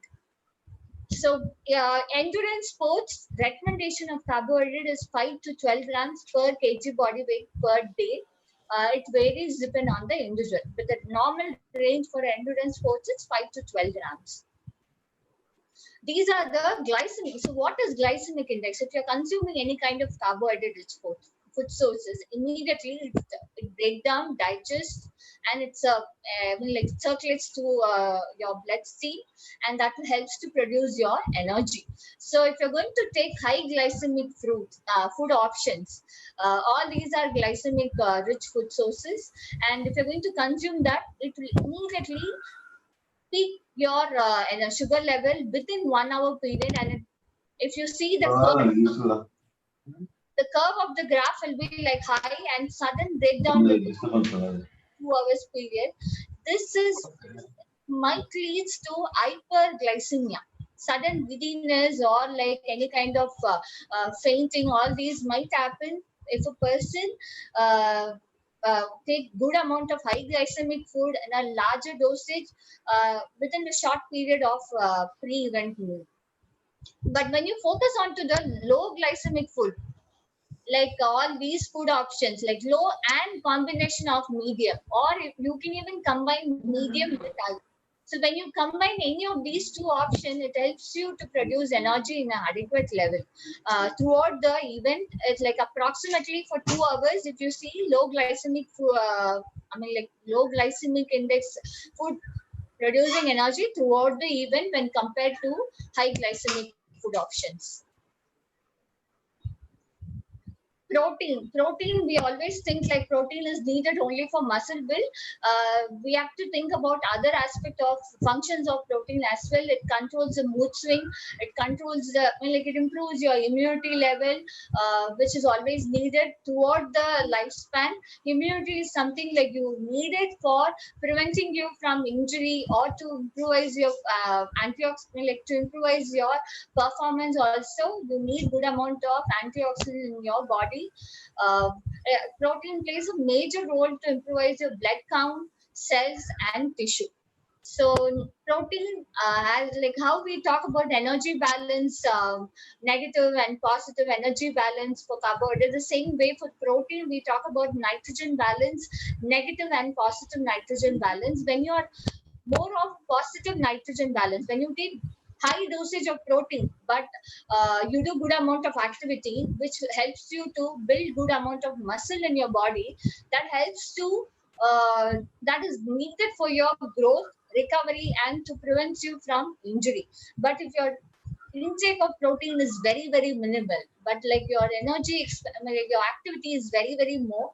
In that scenario, it's like negative imbalance, which might leads to injury, illness, and slow down your recovery process. Most of the people, when they approach nutrition, they ask for improvising their performance, recovery, injury. For all these aspects, you have to understand the basic of functions of macronutrients like carbohydrate, protein, what is the major role, how it can be implemented to our day-to-day routine. So protein, you have to take it in a good quantity for betterment of your growth, recovery, and injury.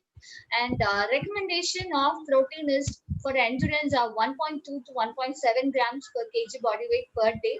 This also varies based on the individual person. And most of us think that like when you take protein, immediately there will be a good amount of muscle build and all. It's nothing like that. If you're taking good amount of protein and if you're not doing any kind of activity, that might leads to, that might convert to fat. So you have to take protein along with good amount of exercise. Only then you will be able to get this bicep or like a muscle build and everything will be noticed. So training and exercise is essential for anabolic effect and protein. Like synthesis of protein will be better. Protein plus exercise together when it's both together. So complementary protein. Most of us we call ourselves as vegetarian, like non-vegetarian. But are we taking non-veg on daily basis? Majority of us are not doing that. Like majority of us due to economical status or availability, or might be due to facilities like cooking facilities would be very minimal. Due to multiple reasons, we end up taking non-veg once or twice in a week. Or people who are following vegan diet or vegetarian diet, they might be finding it difficult to meet up their protein because, as all of us know, protein excellent source are non-vegetarian. And people who are following vegetarian, they have to consider the complementary protein aspect. Complementary protein is something like why we say non-vegetarian has good amount of bioavailability because it do have all essential amino acids when compared to a vegetarian options. So when you look into these options of vegetarian like grains, seeds, dairy and legumes, if you combine any of these two options, you will be meeting up all essential amino acids equivalent to carbohydrate. Like equivalent to non-vegetarian. So I'll just give you an example of grains and seeds and all these things. So simple example are like curd rice. So if you're going to combine curd, like milk product with grains, it's a complementary. You'll be getting all essential amino acid to it. Or dal rice, sambar sadam, like our normal South Indian options, sambar sadam, pongal, idli, dosa, all these are like which is rice added with dal. Or payasam, with moderate amount of sugar to it. If you're going to add milk with some parpu payasam, that's also going to be helpful. Like ragi porridge. Ragi porridge is like grains along with dairy, like milk added to it. So all these are the simplest way to make your protein content in a higher level so that you will meet up the all essential acid, like essential amino acid needed for our body for positive nitrogen balance. So common food sources which is rich in protein. If you see, all these are values are denoting for 100 grams. So even though almonds do give 21 grams of protein, definitely none of us will be taking 100 grams of almonds every day. So you have to know like shrimps. Like shrimps are another, but like prawns, fish, non-veg, egg. All these are the simplest way. Eggs, two numbers. Easily you will be getting 10 grams of protein. And if you see like tofu when compared to paneer, so people who are more comfortable with paneer, if you are going to replace paneer with tofu, tofu is nothing but it's made out of soya bean. But you have to be more keen because we do limit tofu for certain gender of like for male, which might lead to male infertilities. To reduce that, soy products will be limited for male gender. So these are the common food options which is rich in protein. And you can also, I mean, like how you can easily classify your protein intake on a daily basis by taking some amount of these options on all your 5 main course, like meals, like breakfast, lunch, dinner, mid-morning, and evening snack. Make sure you take some form of protein. Example, like breakfast, if you're going to have some dosa, just take some sambar or idli, I mean, like one egg along with it, so that you can easily meet up the protein for breakfast. And mid-morning time, just take a buttermilk or like smoothie or a milkshake. And for the lunch part, incorporate some amount of curd to it. Take good amount of non-veg or some dal, good amount of kootu, poriyal. All our South Indian options can be used to. So you will be monitoring your rice intake and your protein intake. So protein should be more if you're more keen to increase your muscle mass. And evening time, either sundal can be taken or any kind of soup like palak soup, anything which is rich in lentil soup like dal soup will be prepared. And for dinner again, you can just incorporate some non-veg curry or rajma. If you're making chapati, along with that, legumes like chana or rajma or brown chana, if any of these gravies can be accompanied instead of taking like tomato chutney or coconut chutney, which is low in protein. So you have to make sure all 5 main course, like a small frequent meal of main meals like breakfast, lunch, dinner, evening time, and mid morning, all 5 to be rich in protein to meet up your day-to-day protein requirements.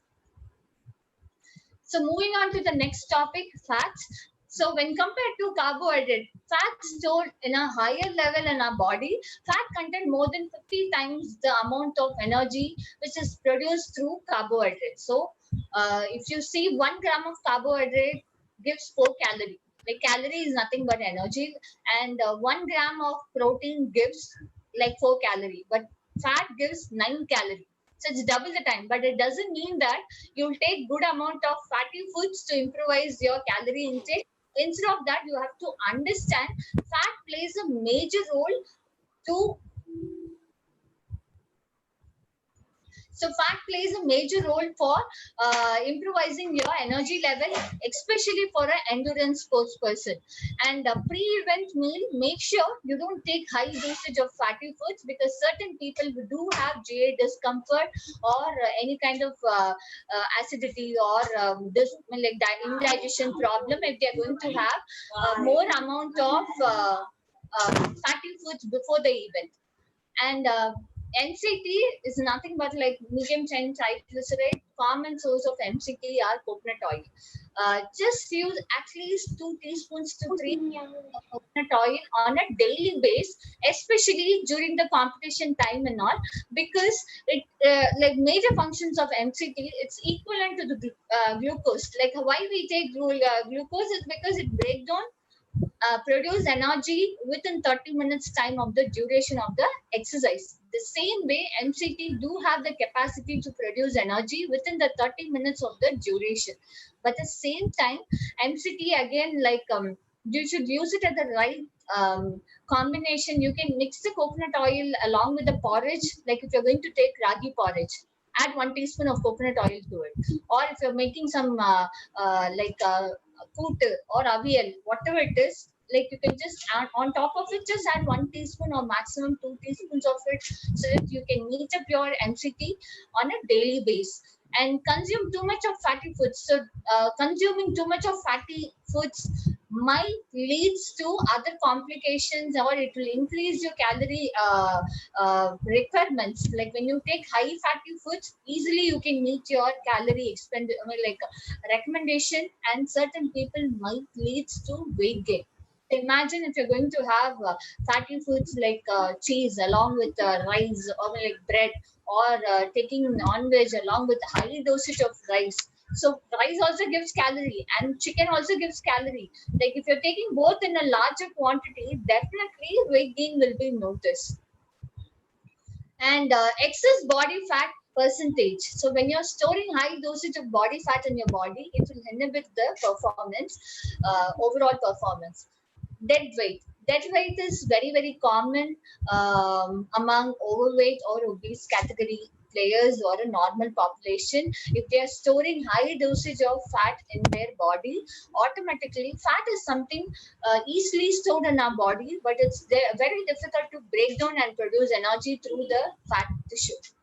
So if you compare with carbohydrate easily it's break down and produce energy. But when you take fat, if you're storing high dosage of fat in your body, it cannot be break down quickly until you do good amount of exercise or endurance training. When you do good amount of training, you will be able to break down your fat, and that will help to produce energy throughout the event. So these are the good fatty food options like almond butter, nuts, seeds, like seeds and all like ellu, all our sesame seeds, flax seeds, ali vidai, and your coconut milk, coconut oil, rice bran oil, and egg yolk has good amount of. Most of the people used to ask me whether am I allowed to have yolk. Yolk has good fat in it, so you are allowed to have yolk in a moderate level based on your health status and the gender. I mean, like based on the age factor. So age and the other complication need to be noted. With that note, egg yolk can be taken by players, and non-veg you can have it, but non-veg is good to have it in a steamed form, boiled form, or a grilled occasionally, but don't take it as a fried options. Any of the fried options can be removed, like chips, mixture, all your snacks, murukku, all these things can be removed from the diet, and make it in a very healthiest way. Nuts also, it's very good if you're going to take it in a raw form than as roasted or salted or like flavored one, which is going to convert into bad cholesterol form. So keep that in mind. Like almonds and all, you can have it like 3 or 4 numbers of almonds is more than sufficient if you're going to take it on a daily basis. So moving on to hydration. So we have covered the carbohydrate, protein, and fat, all macronutrients. So moving on to the hydration part. Hydration, you have to remember these 6 points, which is very, very essential. Like sweat trial, a coach or a nutritionist or a team person can, and a player themselves can assess their sweat trial by measuring their body weight before and after the workout in a different environment.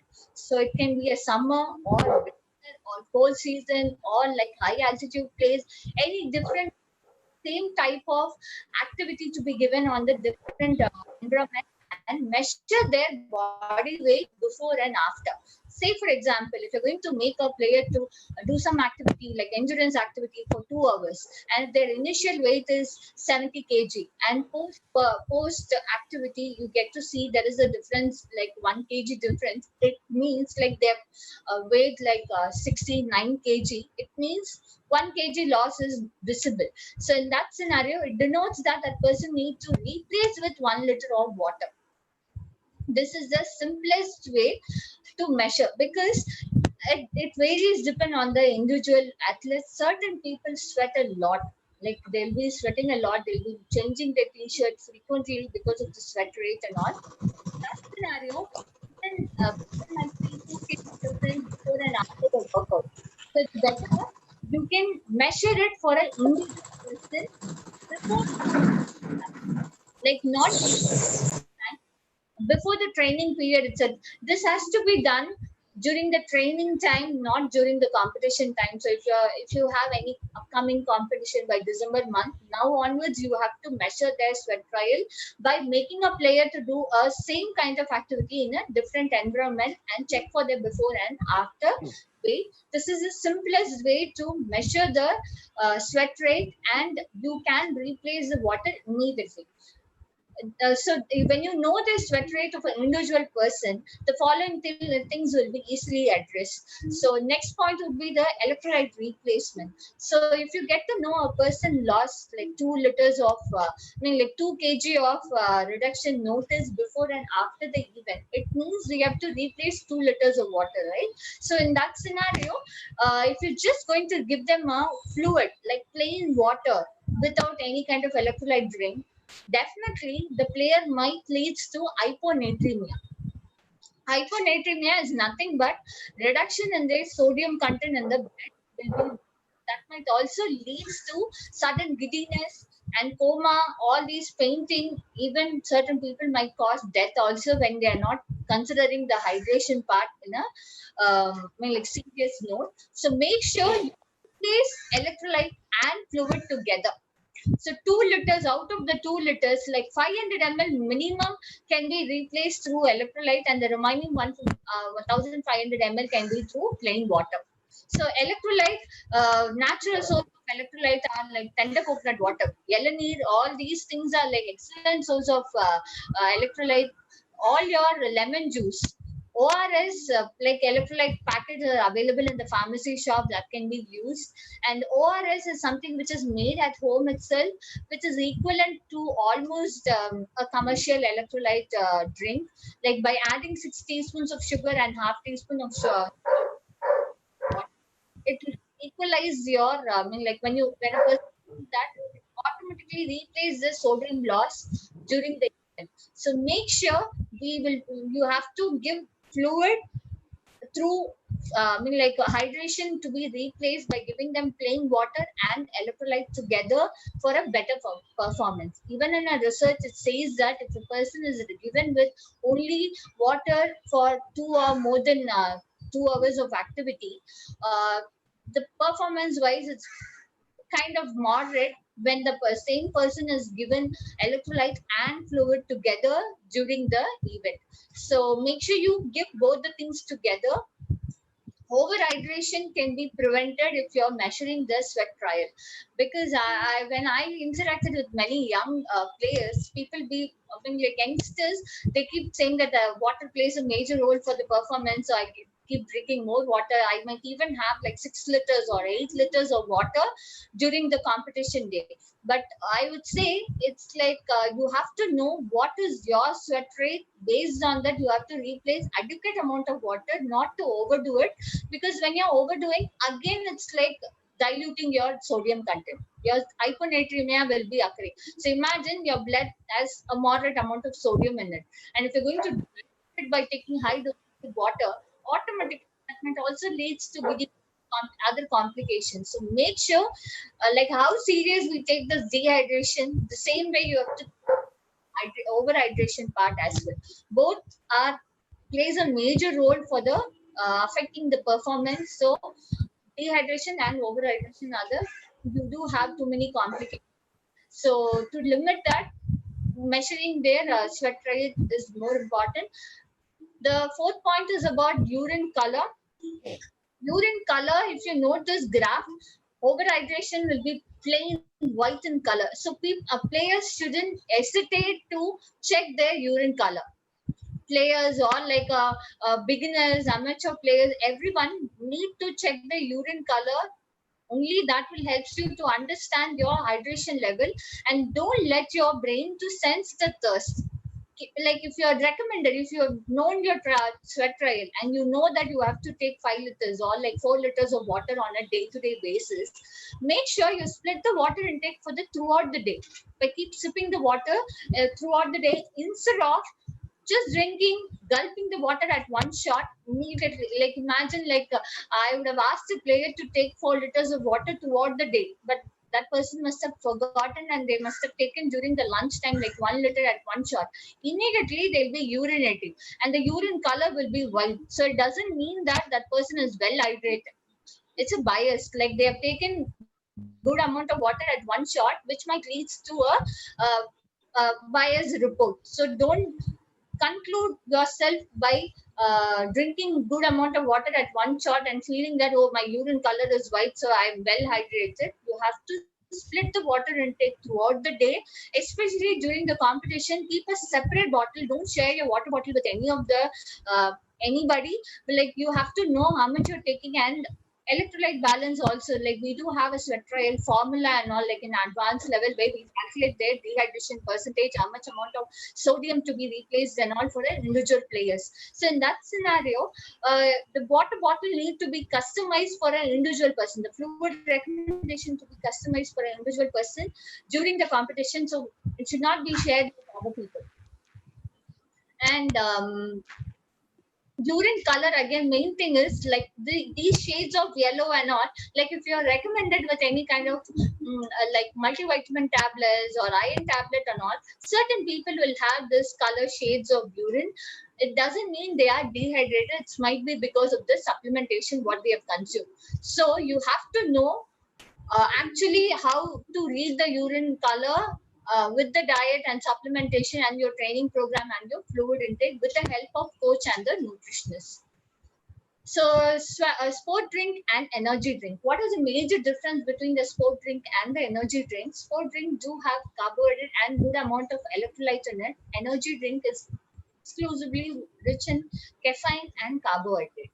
So if a person who are like underweight or who really feel tired during the event, you can combine water, sport drink, and energy drink together for them. But if you feel that person is having good stamina, only thing we are trying to replace this sweat rate, in that scenario, water plus sport drinks would be adequate. So alcohol not to be considered, like not to be taken immediately after the workout or before or during the event, because alcohol is something is going to cause the body to dehydration. One, another thing, if you're going to take that along with the during the competition, the recovery will be poor. So make sure alcohol not to be taken immediately after the workout or during the competition time. It might even affect the mental focus. So make sure you avoid alcohol.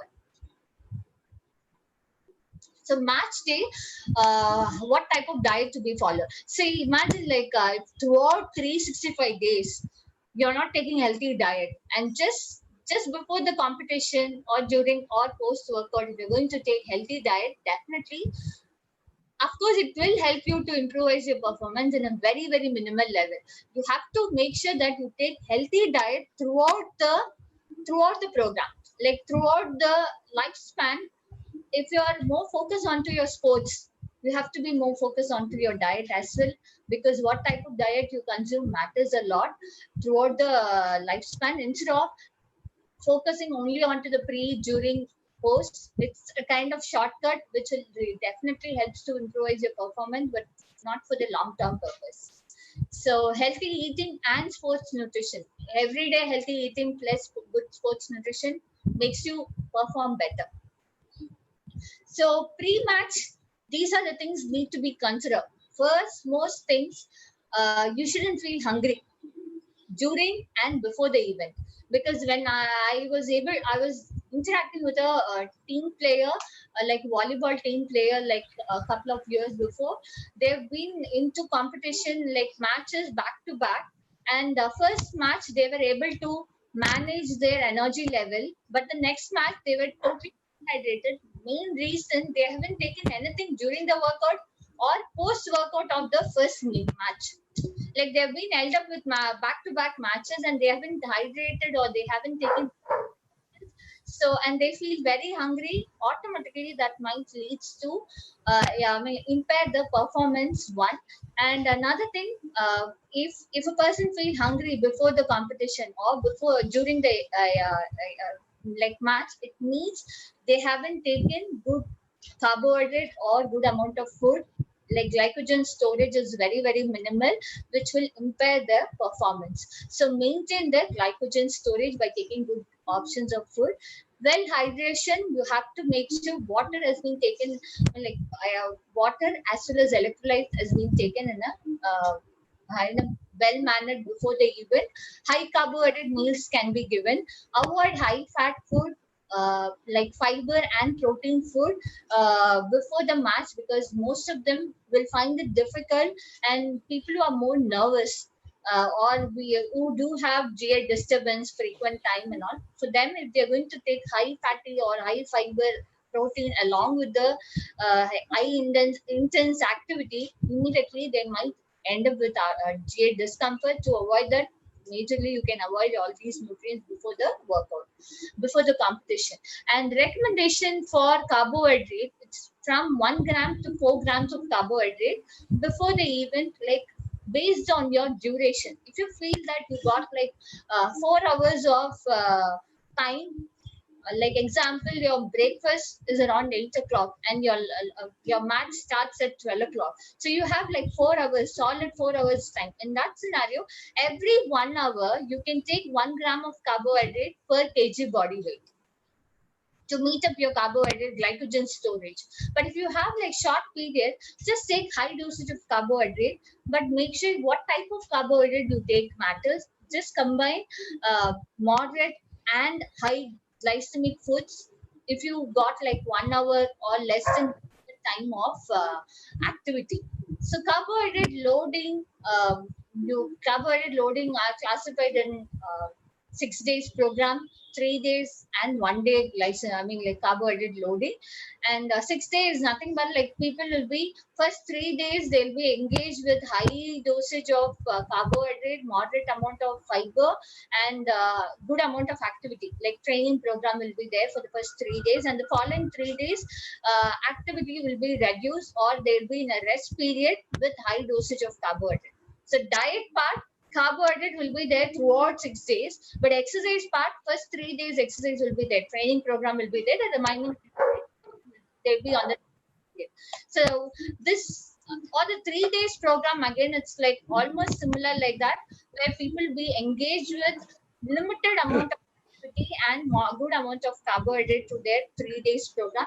1 day program, just before the day of competition, they have to completely focus onto the diet with the complete rest time so that glycogen will be stored. When they're taking high carbohydrate diet with complete rest, storage of glycogen will be better. So all these will be decided by the nutritionist and the trainer coach, because it's a like interconnected team where we have to check with the coach how is the performance, how is the energy level of the sports person. Based on that, the recommendation of loading varies. Not necessarily everyone need to go for carbohydrate loading. It's depend on the individual person requirement for it. If a person do have high body fat percentage, imagine if a person is loaded with fat in their body, they have good carbohydrate in their body itself.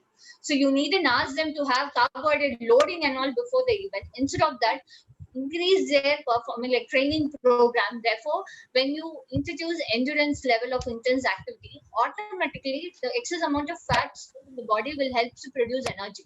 That's not even a carbohydrate rich dinner. Like if a competition on morning time, the previous day night, if they're going to have one meal with good amount of carbohydrate, or like before the competition, breakfast is good amount of carbohydrate, 1 meal or 2 meals of carbohydrate is more than sufficient for them to meet up their performance.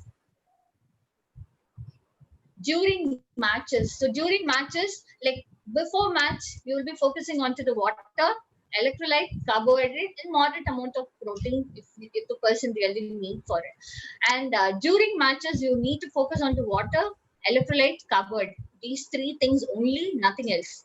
So make sure whether the person is well hydrated during the event, giving them good amount of electrolyte during the match, in between the matches, and customize the fluid. Like as I told before, you have to customize the individual person's sweat, like fluid intake, and give them a fluid which is at room temperature or which is very cold.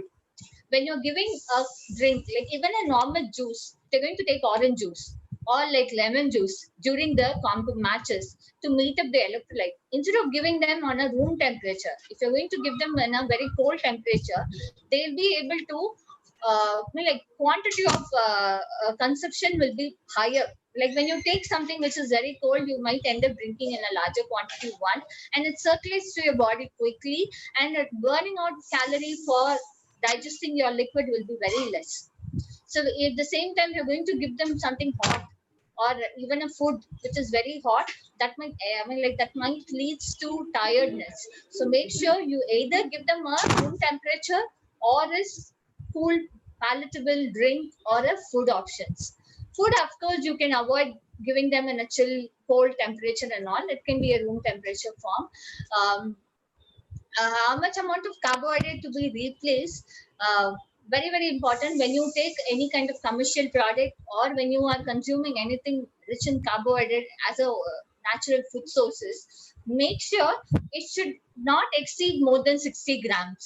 If you're going to give them like within 1 hour period, If you're going to force them by giving like 100 grams of carbohydrate, they might lead to hyperglycemia. That itself might make them feel giddy and all. So to avoid that, give them a moderate amount of carbohydrate based on the individual intake. Like the range of carbohydrate to be given during the match is 30 to 60 grams per hour. Post match. So 3R is very important post match. One is restoration. So you have to restore the glycogen. So by taking good amount of carbohydrate so that you will restore the glycogen storage. And the next would be the replacement. Replacement is replacing your fluid and electrolyte. You have to both the things need to be replaced. Regeneration. So regeneration is nothing but synthesis of like muscle or recovery process. So for the recovery process, you need protein. So carbohydrate, protein, fluid, electrolyte. When you take all four things post-workout, there'll be a good recovery part.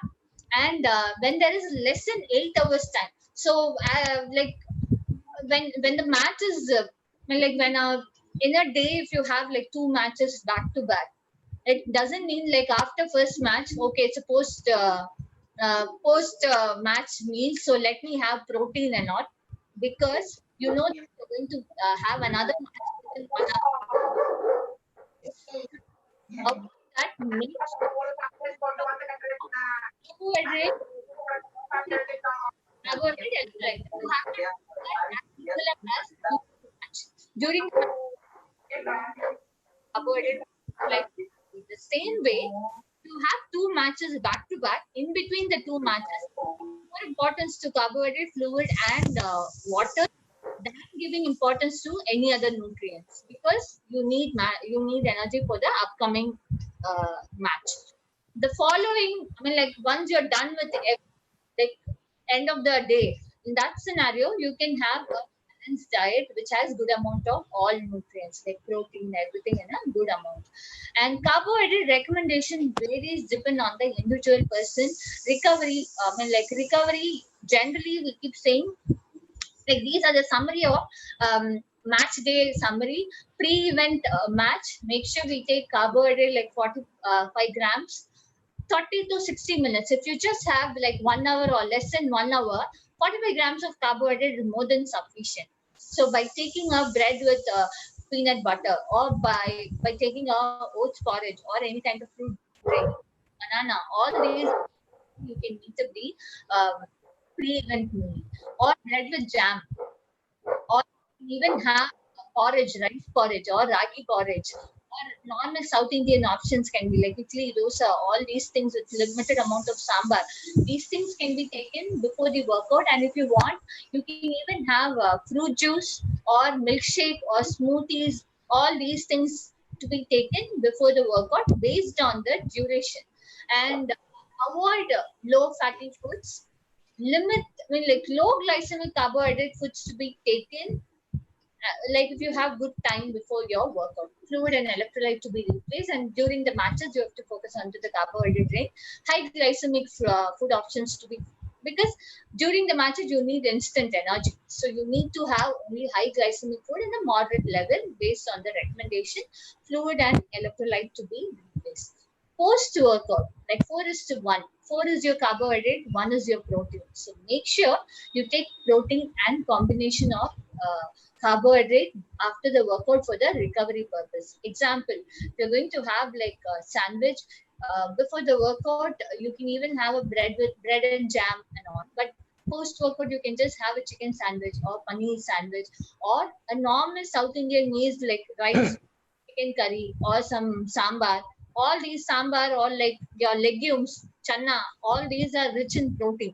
So these things can be taken along with some amount of carbohydrate to meet up your post recovery. And don't take anything like junk, alcohol, or your post meal should be taken within 30 minutes after your workout. Don't take, like if your match got over by 4 p.m. and after 4 p.m. till your dinner time, if you're not taking anything, and if you're taking good carbohydrate and protein for your dinner, absorption will be poor.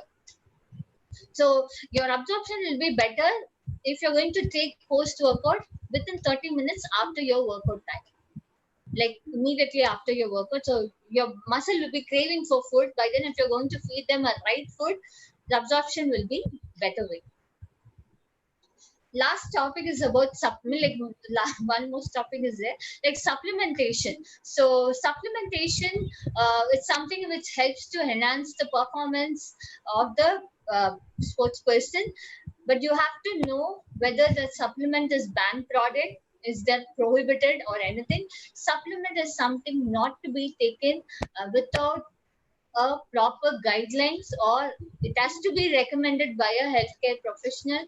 uh, More than healthcare professional, you have to go and visit the uh, website, like WADA website. They do help to identify you with, especially medication. If you're taking any medication, you can just check those websites to identify yourself whether the supplement is identified as prohibited or a banned product. And they do have a list of supplements or like food sources, which is like natural food sources, so-called natural food sources in the banned list. So you have to know it. Doping is something like you've taken some foreign substance or any artificial substance to improvise your performance, and dope tests will be taken to identify whether they have taken any kind of. And dope tests can be done to any sports people at like any time throughout the year. There's nothing like only on the competition time they'll be. Before taking a supplements, know the benefits of it. And like who are facing eating disorder or any kind of irregular eating habit, or if they have any health issue, medically they might have recommended with any supplements or medication, that has to be taken with the proper guidance of healthcare professionals. Keep in mind before taking a supplement whether like you should never replace a supplement as your meal. Like instead of a breakfast, let me have a supplement. Or it shouldn't be taken in a combination of different products, which will also cause you consequences. And without guidance of healthcare profession, you're not supposed to take any kind of supplementation. Don't believe in term natural, organic, natural, all these terminology.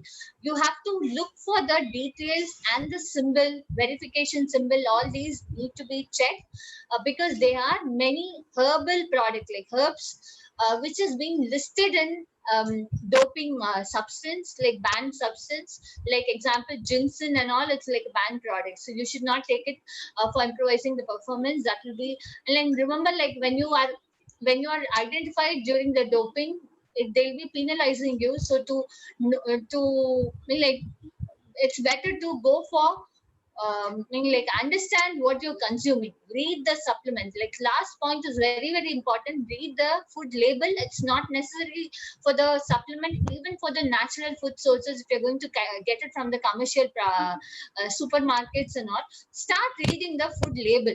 Like you have to understand what is present in the product. And definitely certain people might eliminate, I mean, like might missed out certain ingredients. So try to avoid taking commercial product. Go for a natural food sources so that you can and your organic seasonal fruits, seasonal vegetable fruits, seasonally available options, and commonly available in our country options, so that you'll be able to limit yourself from all these foreign substances in your day-to-day diet. And when you're reading your food label, it one way, like if you're a person gluten intolerance, when you're reading the label, you'll be understanding whether that is added with gluten or not. So it's better you can read the food label and look for the logo or identify certified one. For a drug and all, like BSCG is a common thing which is used for drug, like to denote that like it's a dope-free products. So again, even if you're taking dope-free product, remember one thing: we don't know about the cross contamination. So it's always better to go for a natural food sources than looking into a commercial product. Commercial one is for the after meeting up your natural food. If you're really not able to improvise your performance, or is there any medical condition, then we can go for the next level of it.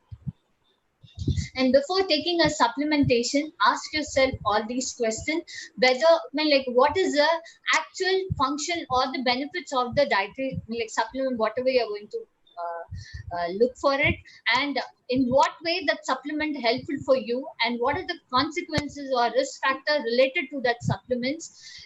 And the next most thing is, like, how much to be taken. You need to know the dosage limit, like proper dosage, whether it has to be taken one supplement, one tablet, or one scoop. Everything needs to be taken in a right recommendation. How long, when, and how to take also matters.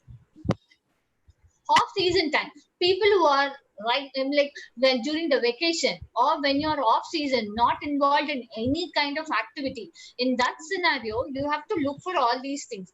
First, monitor all the following things. One is your carbohydrate and sugar intake. So imagine, like, you are involved in activity on season time, like 4 hours of training period, like 3 or 4 hours of training period on a day-to-day basis.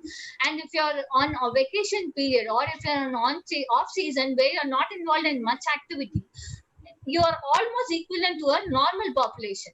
Even though you're a sports person, your expenditure is equivalent to a normal population. In that scenario, you shouldn't compare yourself with the on-season eating pattern, thinking that I will be used to have, like, 6 weekly during the competition time. So you should not continue the same quantity of intake during the off-season. You have to limit the intake, because the carbohydrate intake, if it's increased the same, the initial slide which I explained you might end up increasing your obese, like overweight, fat, body fat.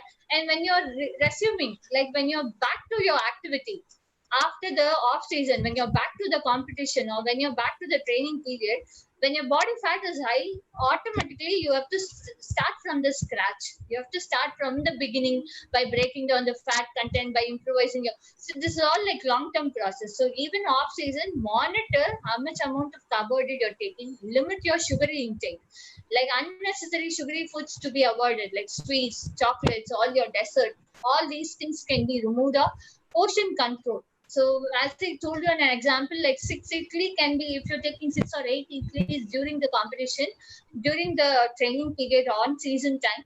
Off season, you have to limit the portion control, which is very, very important. And third is, like, next is your fluid. So during that time, your sweat rate will be high since you are involved in activity. But off season, your activity might be reduced. You might sit inside the AC room or inside the house. Therefore, it's, like, sweat rate is very, very minimal. In that scenario, if you're loading yourself like 6 liters of water and all, your kidney function will be double the time. So that shouldn't cause you any kind of complications to your organ. Make sure you take a normal recommendation of fluid during the off-season time.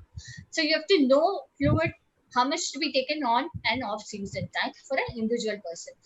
And give more importance to fiber and protein, because when you take high fiber, it helps to maintain your weight. It helps to prevent you from all chronic conditions like heart disease, diabetic, or any kind of complication. Or weight loss can be happen when you take high fiber foods along with protein to you. And protein, again, you need throughout your year, but dosage of protein matters.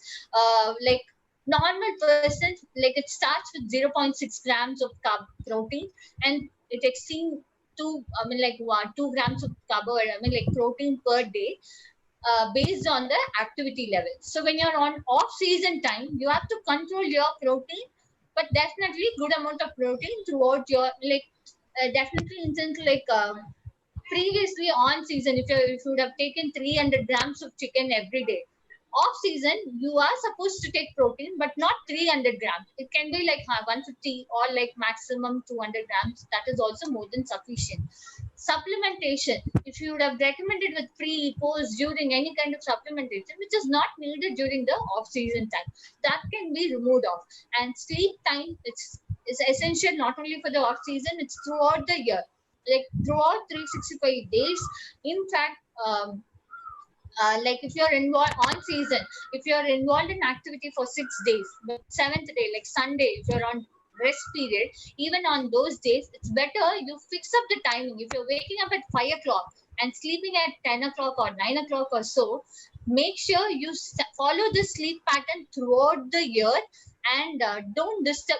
When your sleep is affected, recovery will be affected, performance will be affected. Your main thing, absorption and metabolism will be poor.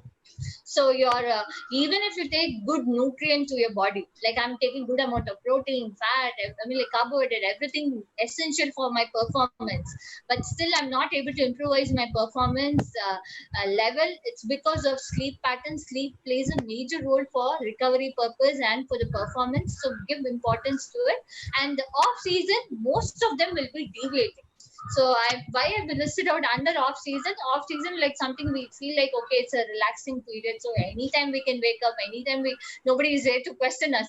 So in something like that, it's like affecting your throughout your metabolism, everything. So make sure throughout your on and off time, your sleep is standard and you get a good recovery sleep, like 8 to 9 hours every day. And make sure you go to bed around like 9 o'clock or maximum 10:30 or so, and wake up a little earlier based on your training time. Thank you. And if you want to know more about my myself, you can go to my website and follow my pages, like social media pages. Thank you so much for giving me this opportunity. And I would like to thank Adivel sir who introduced me to this program. And thanks Vellore Volleyball and Soccer Association and Academy to involve me in this program. Thank you. Yeah, it was a wonderful session, Lavanya ma'am. It's a more eye-opener about dietaries. From the basic, the biochemistry, you touched more thing, that is protein, carbohydrate, fats, and lipids. How it's get converted into energy. From the basic, you started very well on dietary plan and match time foods and pre, on time, and post time. You touched upon very well. And also supplementations, because so many commercial products nowadays in the market, they focus on commercial aspects. So because of the not guided well to the sports person, especially for bodybuilders and weightlifters, not only in these aspects, other sports fields also, they will intake without any proper guidance. That leads to damage their body and their future sports activity also, ma'am. And also off-season, right? Yes, like rightly said. So when we are very active, when we are involved in doing the sports activity, we are considering the nutrition and we are taking the more food for doing our increased energy. So we are not in the field, we are not in the doing sports activity. We should not continue with the same food types. That is a good point you touched upon, ma'am. And request to all the participants, if you have any special questions. So far, there is no question in the chat box. Yes. Kumar. So then we can consider you Sir, touched upon very sir, clear. shall I ask a question, sir? Sir, one. Sir, I'm Chellappa from Gudiyatham. Yes, proceed, sir. Yeah. Shall I ask to ma'am, sir? Yes. Yeah. Yeah. Ma'am, you said about the supplement, nutritional supplement. Mostly in India, there are more than 80% of supplement are under not processed in a well form. It's not comes under the guidelines. How can we find those nutritional supplement which is good and which is not good? Supplement wise, in fact, like a couple of days before, I read about Australian guidelines, WADA guidelines about the supplement part. It says very clearly, even they are not ready to comment on the supplements. Even a dope and supplement, they might be cross contamination. Like manufacturing, they might be a cross contamination. So it's always safe. You can either look for the badge. I was just showing you a badge, right? Like those plant supplements. That can be one way to identify whether the supplement are ban-free product, like dope-free one. Other thing, majorly avoiding supplement is a best option, because even if it's recommended by the healthcare professional, but a sports person is identified in a positive note when they test doping, in WADA, they are very clear that the player need to know what they are consuming, what is going inside their body, and what kind of external intravenous has been given to them. So complete responsibility is for the player to understand what they are taking and what they are consuming it. So even multiple people might tell them that this is dope free, this is safe to have, it's completely natural, it's a herbal product or whatever it is. It's safe to go through the website, WADA website, to identify what type of supplements is being added for, like ingredients. You have to go through the ingredients and like verify with the website so that you will be able to understand and look for the logo. The simplest way is to look for the banned product logo. Okay. Okay. Thank you so much, ma'am. Thank you. Yeah, rightly said, ma'am. So adding to that, so we are not habituated to buying a product with seeing the ingredients. So we need to develop that habit. Yeah. Food labeling plays a major role. It's not only for the supplements, even when you are taking a natural food. That's why I said, like, even if you go for a supermarket, if you're buying some products, start reading it. Look for the carbohydrate, protein, and commercial product, like preservative, everything to be basic thing, advanced level. Look for the ingredients and compare it with the dope substance. So one question from the chat box, Dr. S. Saravanan asked. So the questions are all about what food preferably in this current pandemic period. What is your suggestion, ma'am? Basically, like you have to make sure you take good amount of vitamins and minerals. So when you take fiber, which is rich in all vitamins and minerals, not necessarily it should be more of immunity, to develop your immunity. Not necessarily you have to give more important vitamin C or any kind of it. If you take a colorful vegetable, like in a good quantity, like for all three main courses, like breakfast, lunch, and dinner. If you're going to take orange or like any vegetables rich in yellow, green, orange, red in color, you can easily meet up your immunity level, and that helps to prevent you, control or like to prevent you from chronic conditions. Apart from that, immunity is something can be reduced in many aspects. Like if you're not sleeping on time, your immunity will be low. If you're not doing any kind of activity, your immunity will be low. If you're not exposed to sunlight, your vitamin D status, if it's less, that might be. So immunity through diet, it's by taking a balanced diet, like by controlling junk option, taking a protein along with vegetables and fruits on a day-to-day basis will automatically improve your immunity. There is a question being Shaju sir can answer. Yeah. I have a question for you. This regarding the fad diets, which people follow, like keto, paleo, and all that. Can you enlighten more on the side effects and the ill effects of these diets and how it can affect performance of an athlete? See, high fat, low carb diet do have, it's a kind of separate chapter. You can talk more about it. So high fat, low carb diet nowadays is more common. Like many people do follow this paleo keto diet and all. You have to, like when you do any kind of endurance activity, it might help you in a better way because fat is going to produce you energy in a good level. Same time, what type of fatty food you consume matters, and we have to check for their consequences, like by knowing their health status. If they do have a family history of cardiac issue, or if they are known person of cardiac issue and I'm going to recommend them with high fatty foods, the consequences will be more.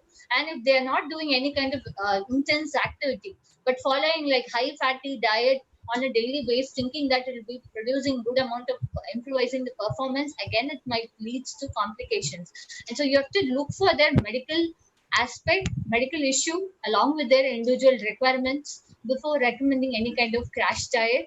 And it has to be taken by a professional. Even if you're doing a high fat or low carb diet, it has to be taken by the guidelines of a qualified nutritionist or a dietitian, so that they will let you know how to have it and how much to have it and everything. So paleo is something like many of them are following, but again, it's not necessary. You have to go for paleo to improvise your performance. Sir அடுத்தது Kumar chess Kumar ஏதோ பேசுறாரு. பேசுங்க Kumar. Good afternoon, madam. Good afternoon, sir. Yeah, we had been for nationals and athletics especially. They schedule the program for a particular time, and they give us a time.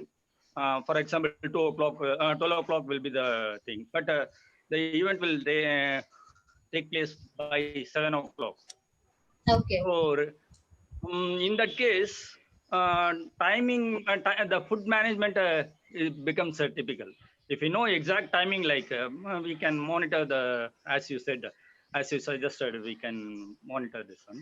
But in these cases, how to handle it?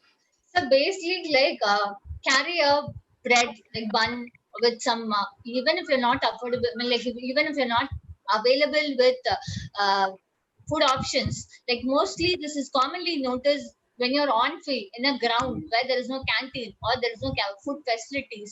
And it's always better, I insist all my players to carry everything, like from water, like energy, like kadla urundai, like verkadla barfi, or like ellu urundai, all these like mini time, or nuts, raisin or dates, these things to be stocked, and orange fruits to be taken, banana fruits, like basic, like seasonal fruits, especially orange, or like banana can be taken along with them. And guava also can be taken, though it has low in sugar, but if you have like long time, you can even have that. And apart from solid options, you can go for a bread or a packed tiffin option which will not spoil. Like example, chapati, it will not be spoiled. It can sustain for a few hours also. So you can have that along with some butter or some peanut butter. It's a tetra packet one, right? Like you can have that whenever you find time. Time management, when to give what is the question. So if you have like 30 minutes, so you know that like 2 o'clock match is going to begin, and they have just announced you around like 1 o'clock time, and within that 1 hour time, just give him a banana along with some bread with jam and some amount of, or you can make them to have one boiled egg. Like if you feel that like they are more tired from morning, they were waiting for the match and they feel tired, more hungry, by then like one egg is more than enough. Along with that, like good amount of ragi porridge. If in case you're not, I mean, like if you feel that when you had milk to it, it might get spoiled, it's better to prepare with water. So with water, you can just add some sugar to it, and separately for the protein's sake, you can even get a tetra packet of milkshake or fruit juices, canned fruit juices and all. All these are allowed during the competition time. Tender coconut tetra packet is available right now. So these things can be taken 1 hour before. Like 1 hour before, they are allowed to have tetra packet of fruit juice, smoothies, or like coconut water or bread. These are all like helps to break down energy and makes you feel full immediately. And all these chapati, all these. And apart from that, normal South Indian meals like sambar rice, curd rice, whatever simple food is available can be taken. Or a plain flavored yogurt. So you do get you do get this flavored mango yogurt, other things that can be taken. And regarding this one, especially sportsmen like Baroda, which is not good for health. So Baroda again, like if they're really involved in intense activity occasionally and you end up getting only that, okay, fine. Because continental race, Baroda again, maida product. But when we go for a continental pre-workout, noodles, pasta, everything made out of maida. So we are not going to insist them to go for Baroda as a pre-meal and all. Instead of that, like no other option, only these are things available. But it's depend on the individual tolerance level, because Baroda is used with more oil to it. So certain people will have GI discomfort. If their person is able to tolerate well, then they can have it like minimal quantity, and duration matters. Since it's added with oil, it's better if you have 2 hours time, they'll be able to digest it. Thank you. Thank you, sir. Kalai sir, Kalai. பேசுங்க sir. Good afternoon to all sir. இன்றைய நாளிலே வந்து நிறைய விஷயங்களை வந்து நாங்கள் physical education teachers சைட்லேருந்து we are learnt much more things. இந்த மிஸ்டர் மதியழகன் சார் வந்து கிரவுண்ட் போர்ஸ் எக்ஸ்ப்ளோரேஷன் அண்டு அந்த கிரவுண்ட் போர்ஸ் மெத்தட்லேருந்து எனர்ஜி சிஸ்டம்ஸ் இது போல விஷயங்களை வந்து ரொம்ப தெள்ள தெளிவாக நல்ல ஒரு விஷயத்தோடு வந்து விளக்கினார்கள். அதே நேரத்தில் இவங்க லாவண்யா சண்முகசுந்தரம் மேடம் வந்து கார்போஹைட்ரேட், புரோட்டீன், ஃபேட்டு, அப்புறம் 14 ஃபுட்ஸு எப்படியெல்லாம் எடுக்கணும், எப்படியெல்லாம் நம்ம ஒரு அத்லெட்டிக் கொடுக்கணும், எப்படியெல்லாம் வந்து ஜென்ரல் பீப்புள்ஸ் நம்ம அது டயட் நியூட்ரிஷன் அண்ட் டயட்டிஸ் கொண்டு வரணும்னு சொல்லி நல்ல விஷயங்களை வந்து எடுத்துரைத்தார்கள். உண்மையிலேயே இவைகள் வந்து ரொம்ப பயனுள்ளதாகவும் யூஸ்ஃபுல்லாகவும் இருக்குது.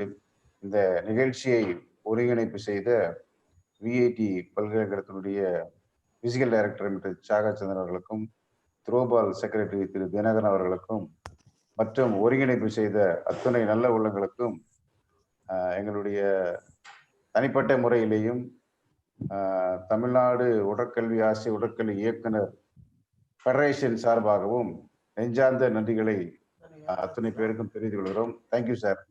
Thank you sir. Thank you for your wishes and greetings. Thank you sir.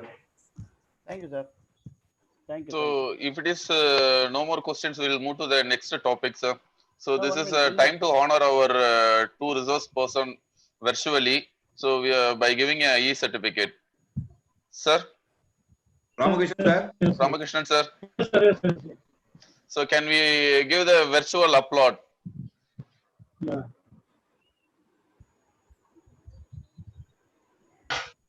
Oh, thank you so much for this, sir. This is by honoring Sir T. Madhyaragan sir. We are giving a virtual certificates. Thank you so much, sir.